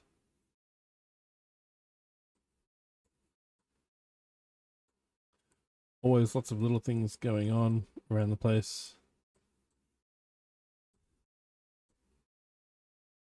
An angled road up from one part of the build to the next. I don't think I took pictures of their giant jack-o'-lanterns this time, but I have taken pictures of those before. Here we are back at the Budgies. In loving memory of Gigi. Or little thorny bush that one's feeding from. There we go. There's another picture looking from behind at the, or beside, at the little collapsing support boxes that they're sitting on. There we go. There's the, welcome back. Little curved corner pieces to be the disturbed water as the budgie comes down. I'll just go back a couple. Lizard, lizard, lizard, lizard, lizard, lizard, lizard, lizard, lizard. That's enough of that. There's some Venice for you, Erebro. That one travelled down from Brisbane.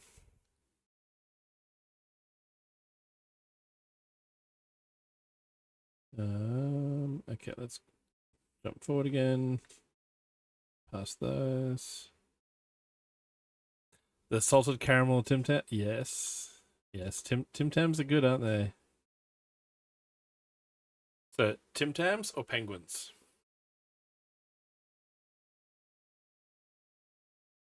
Characters and Creatures by Angus McLaren. Cool use of the rock claw piece.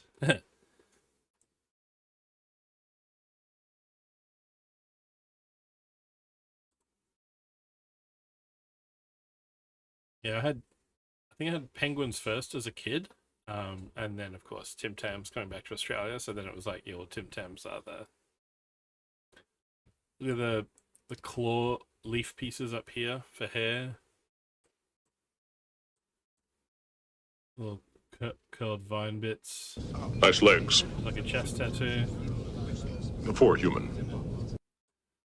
The 6-pack. And then the tires turned inside out to be this arm.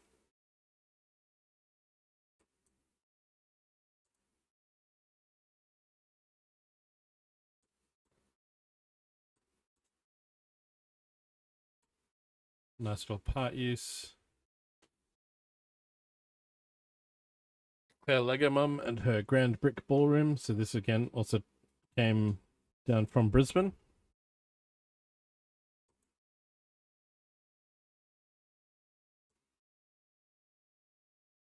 Colin, who's on the Gold Coast, he built this giant classic space scene.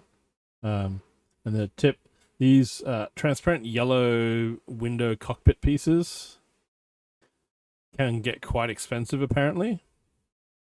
So some of those might just be clear panels that he has come up with his own method of staining to match the color of the old yellow windows.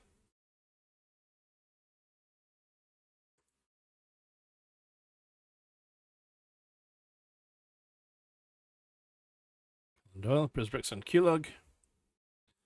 £2.50 a pack. Is that good, or is that...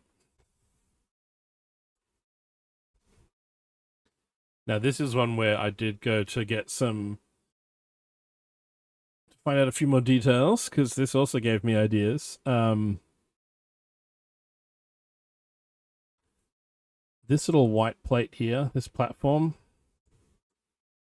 has an NFC reader in it. And all of these minifigs are on the Lego Dimensions bases. You pick a character. You put them down here. You'll see that there's a giant brick Nemo at the moment sitting there. So the video playing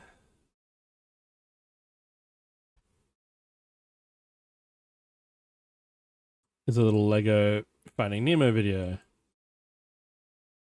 If you pick that minifigure up and swap it out for the red Ninjago guy or the gold Ninjago guy, the video on here will change appropriately. There's a whole video playlist set up and programmed on a computer that's running to go, hey, when this chip is on your reader, do this. I think she said, and of course there's the extra detail that all the cars in the drive-in are all movie vehicles. So you've got Indiana Jones, you've got James Bond, Jurassic Park, Fast and the Furious. There's a Herbie over here. There's Ripley in a power lifter. There's some Terminators down here.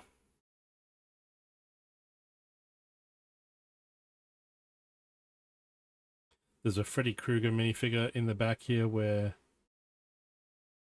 kids don't see it from the main viewing side here, but adults can see it.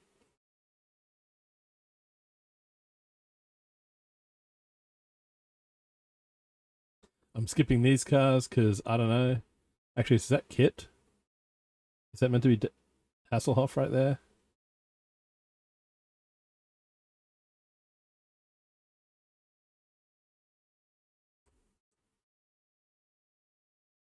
Not sure about this white one.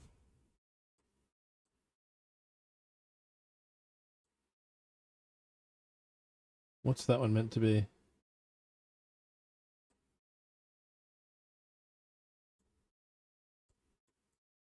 I mean, these ones are easy because they're out of sets. I know what they are. This one I'm not 100% sure. Welcome to the party, pal.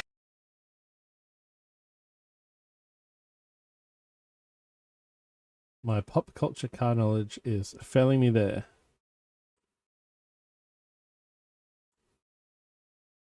But I'm assuming it's like that's from the Lego movie, that little black and white one. I'm assuming it's from a movie because it's, you know, it's on theme. Got the little yellow brick road in the corner.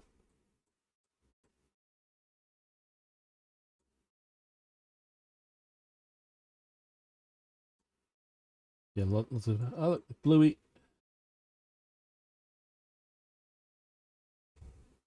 Yeah, not sure on that white car.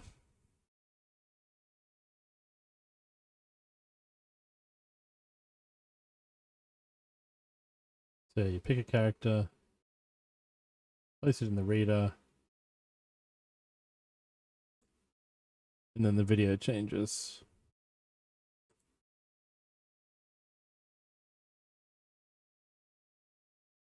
There's the Terminators.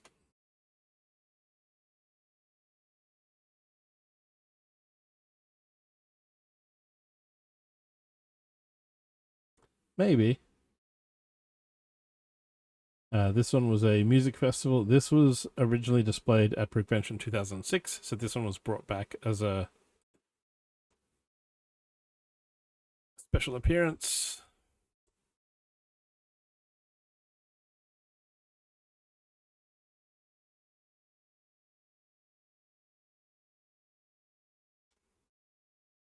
Giant Batman.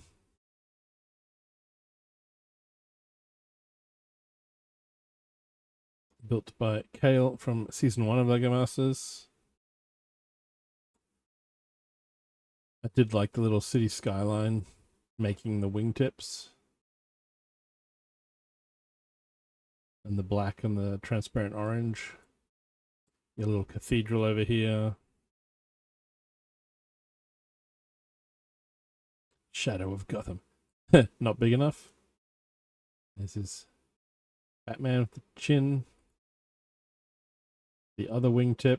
Again, city skyline. I did like at the base, he had all these little Lego stalagmites. So it kind of looked, there was little drippy bits hanging down here from underneath Batman. So then there was just matching ones down below. I liked that little extra detail. There's the little cemetery next to the cathedral.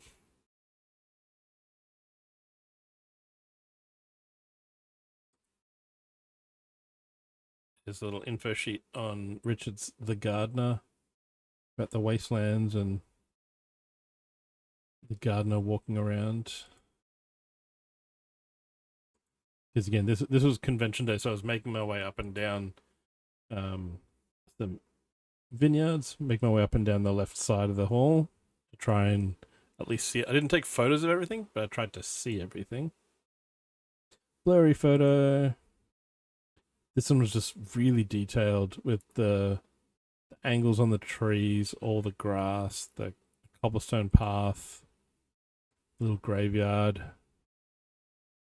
Making my way.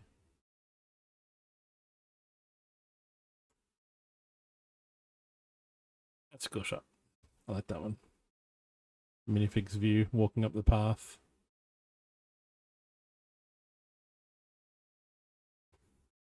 We do have ads coming back around. I will be grabbing myself another snack. See you back here in a couple of minutes. And then I'll talk a bit more about this one, because this one has lots of cool details. I will be right back.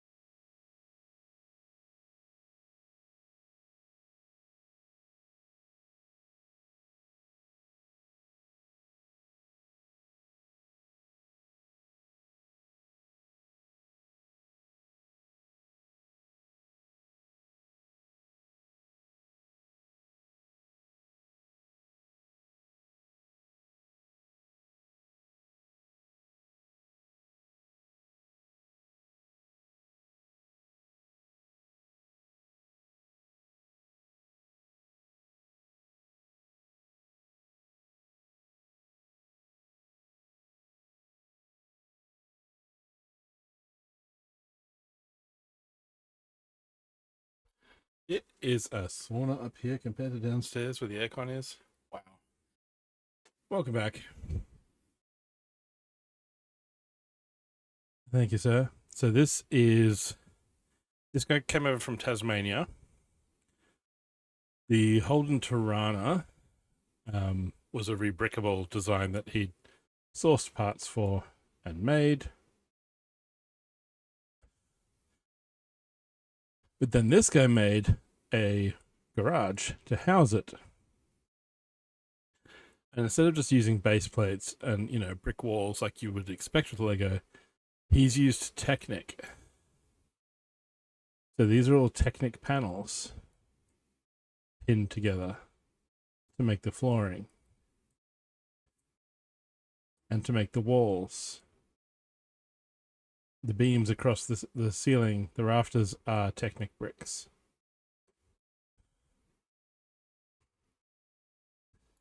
He's got the engine block being put in. He's got his little tools. So he's got his drill there. Jack. The garage door is all Technic panels, and you can see these tracks here. It does swing up and slide along the track here, so it's a tilt-up door. The drill press over here.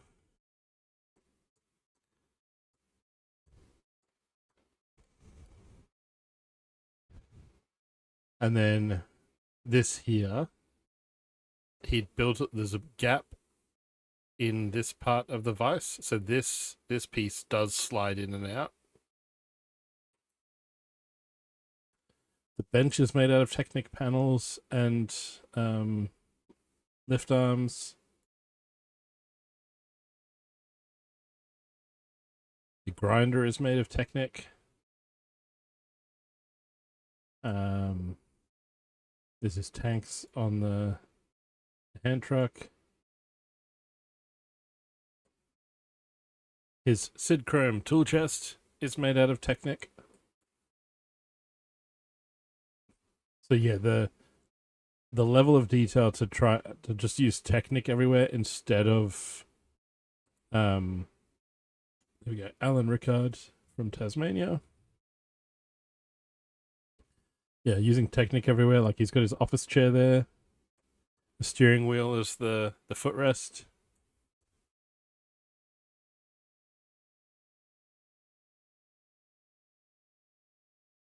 Welder's mask.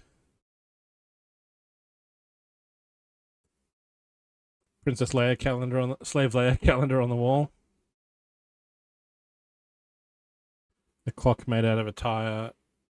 You know, it's very, all the details are very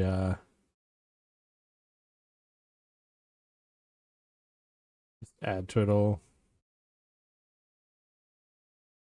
Ah, there we go. There's a shot of the bench. So yeah, the tiled part on this, so the vise slides in and out.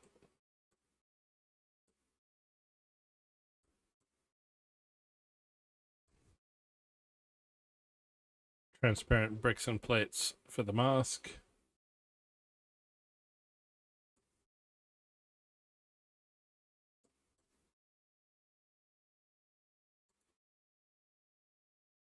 There we go, there's Hannah's 0.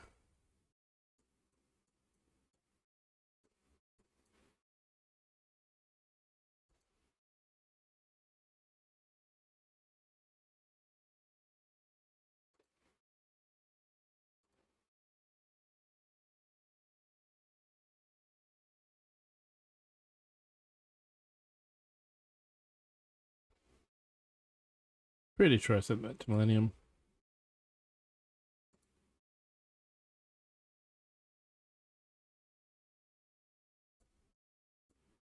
And back to the medium figures. Because again, this is now convention, and I was trying to go around and get some better pictures of some stuff. Optimus and the RX-78. Loved his little shapes on here. And the clipped on clipped on pieces, all the moving bits on this. And the shield that clips onto the arm.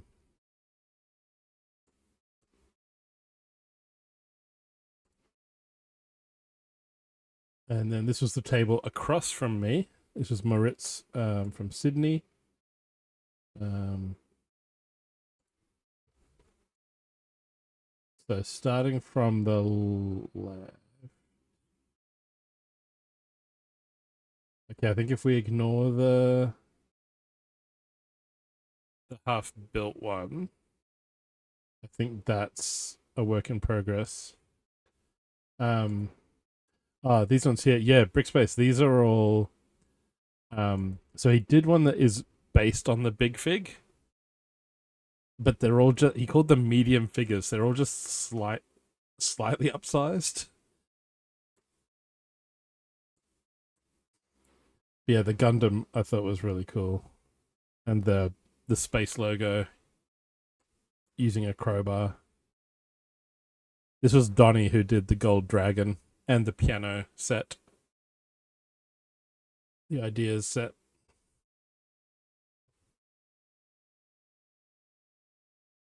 And the two different mustaches on Mario and Luigi, one using horns, one using black candle flames.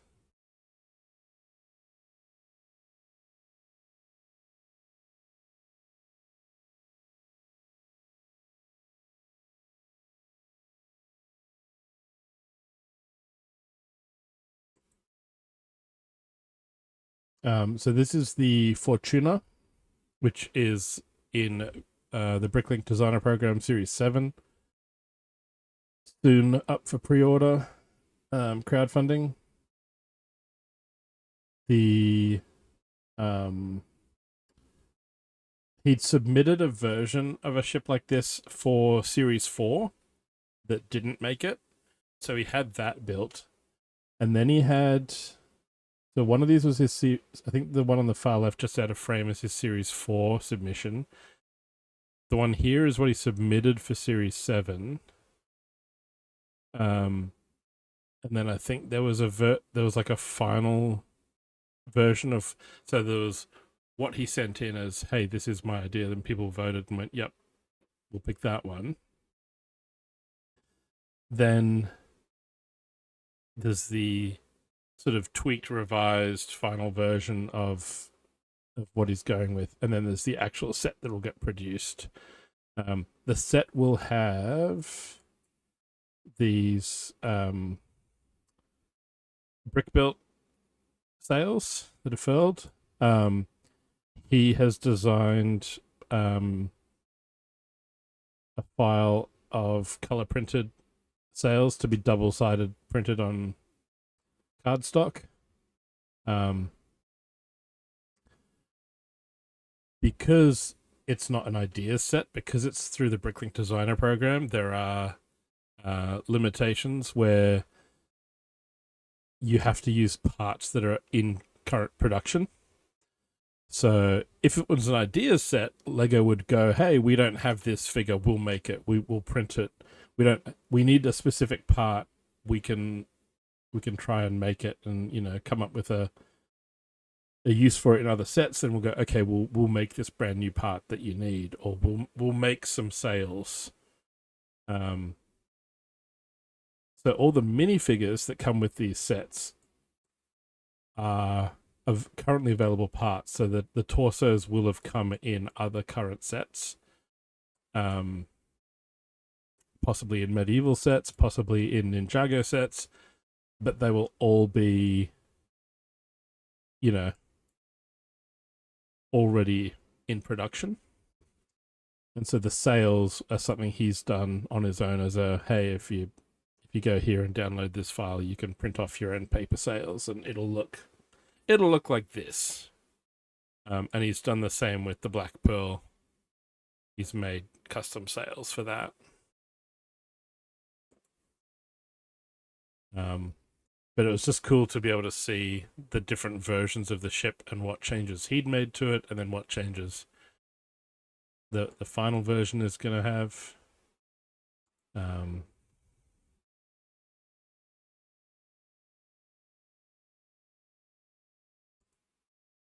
Oh, look. It's that guy. It's my table again. This is another one of the BDP Series 7. This is the Alchemist's Cottage. This bottle looks really cool.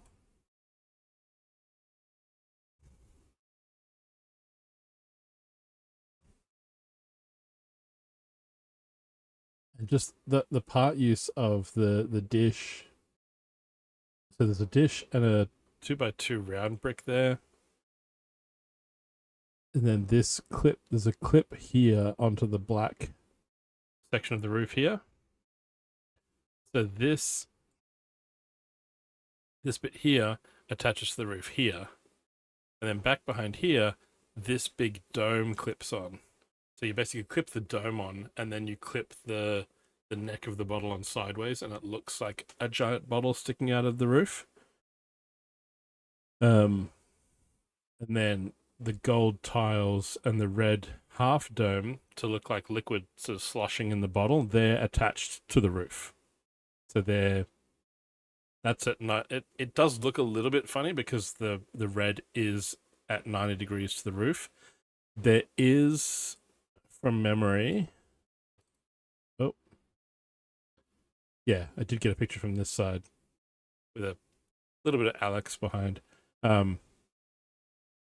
There is a flatter curved piece from that direction. So you got a half dome there, and then you got a flat curve there. So it's not a straight 90-degree line to the roof of liquid. There is a curve to it. It's just, yeah, it's attached from the roof. It's not level with the ground.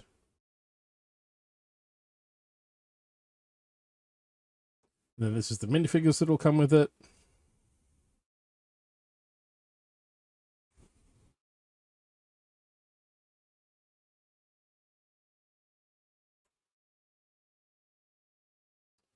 There's a view of the side of the roof. So they built that while they're at the convention. Here's back to Alan's drill press, just to get another shot of the parts used there. Battery using a yellow crate.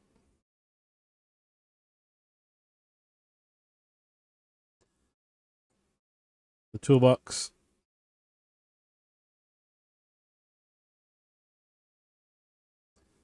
Office chair. Another shot of the welder's mask. And the belt sander.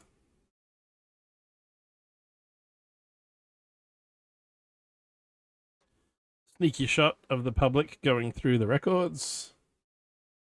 Doing exactly what it was designed to do.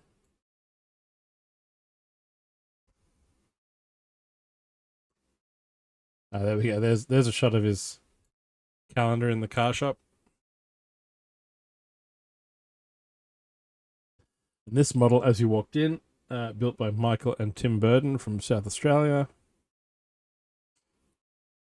Big stained glass window.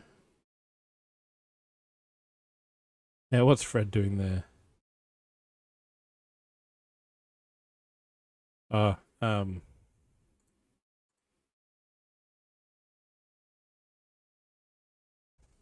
Kerry, you might want to let Millennium know not to look. Not to look at this. Maybe I should I send him a picture?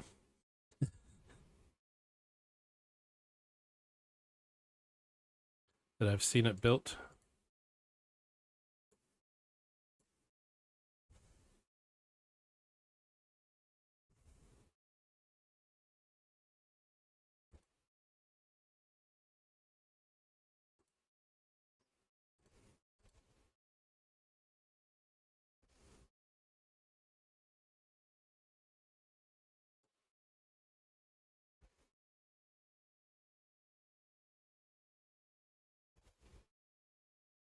You are, or I'll hang on. That means finding things and clicking things. Where was that in the day? Find picture.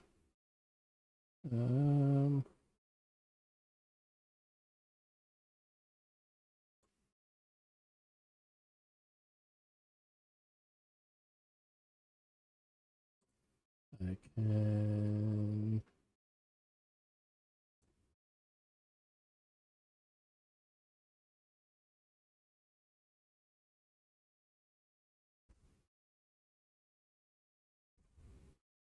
Yep. Okay, sent.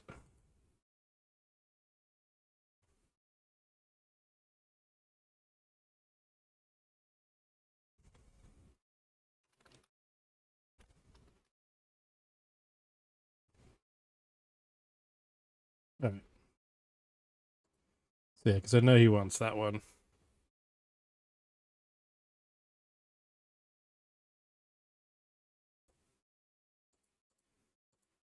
All right, so there's flicking through. Okay, so here's the stained glass window called Best Buds. So from this side, it's Deadpool. And from the other side, it's Wolverine. There's a giant ass mosaic.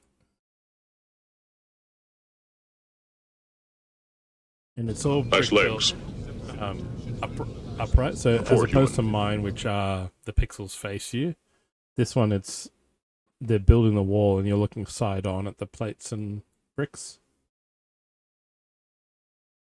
And they said this was a test build.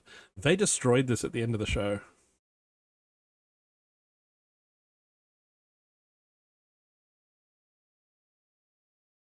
And then in the inset into one of the sides, they had a gimp and a unicorn, and Deadpool and Wolverine sitting on the couch.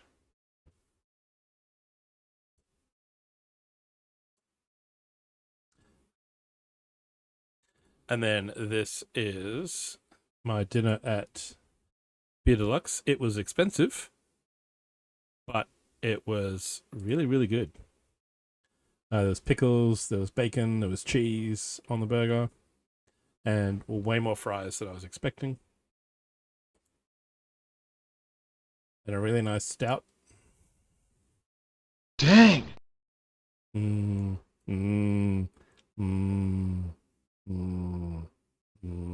Look at those fries.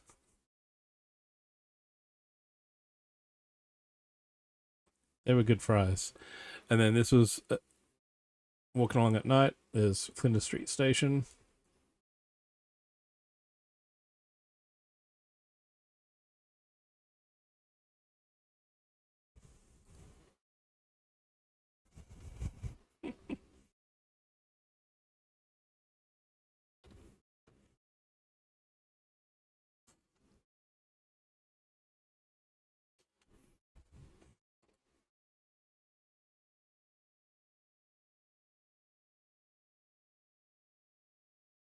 The public purse. All right, Millennium's talking about me because I sent him the pictures of that alchemist cottage.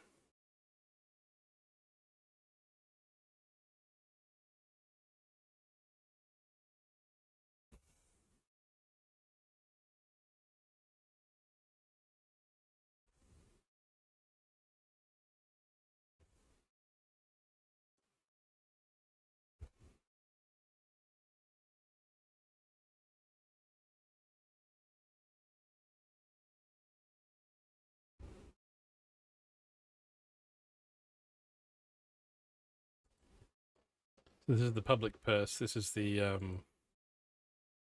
street art. There it is. It's a giant purse. I'm not sure why, but it was on Atlas Obscura, so... Oh, look! It's me, in a shirt.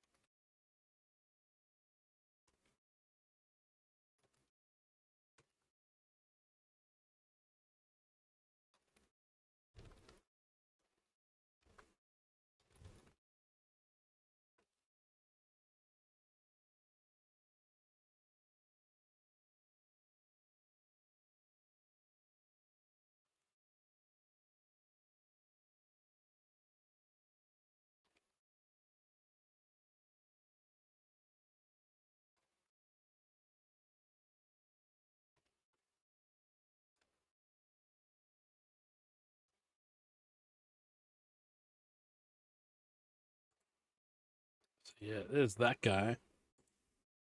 This was the lineup for the first public day. So they had lineup out the door and around this little roundabout thing.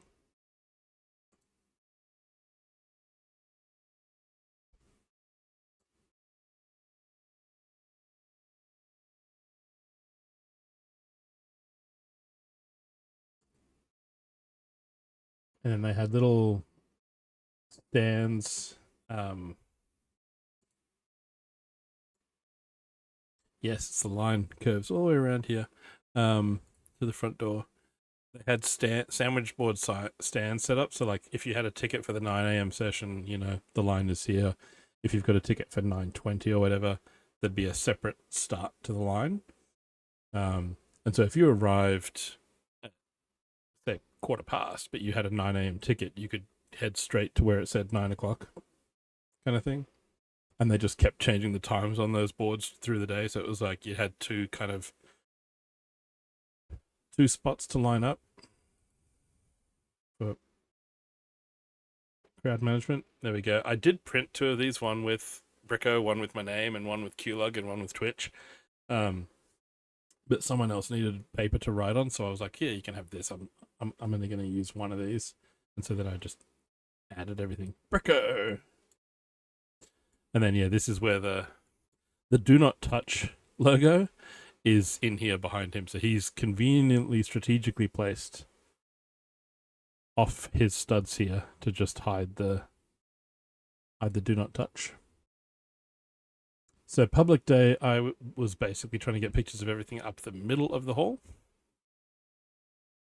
So there's the Enterprise by Matt Lawrence from Sydney. You had a bunch of info sheets from all 4 sides that you could read about the aircraft carrier. That is looking up the whole center of the hall. Amazing building. Awesome building to be in. An acrobatic show. Cool little planes tilted to be at 3 different angles flying off the wall. They're all just on transparent pillars off there. Still some beer. I'm going to open my Pepsi as well. We are going to be double-fisted. Cheers. Yeah, the colored smoke trails behind the red, white, and blue plates. And here we have spot the movie reference, Kara.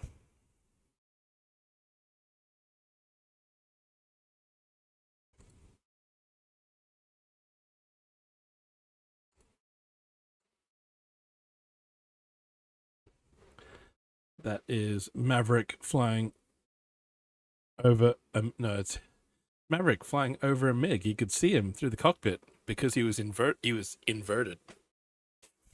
He was flying upside down. So you could see cockpit to cockpit.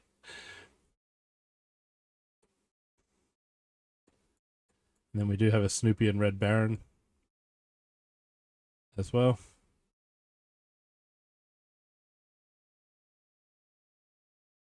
No, it's not executive decision. This is Top Gun. And then down the field at the air show, we had tanks. We have an AT-ST. We have TIE fighters. Peter Sims built the airshow acrobatic team. Yeah, TIE fighters. Yeah, there we go. Because I was inverted.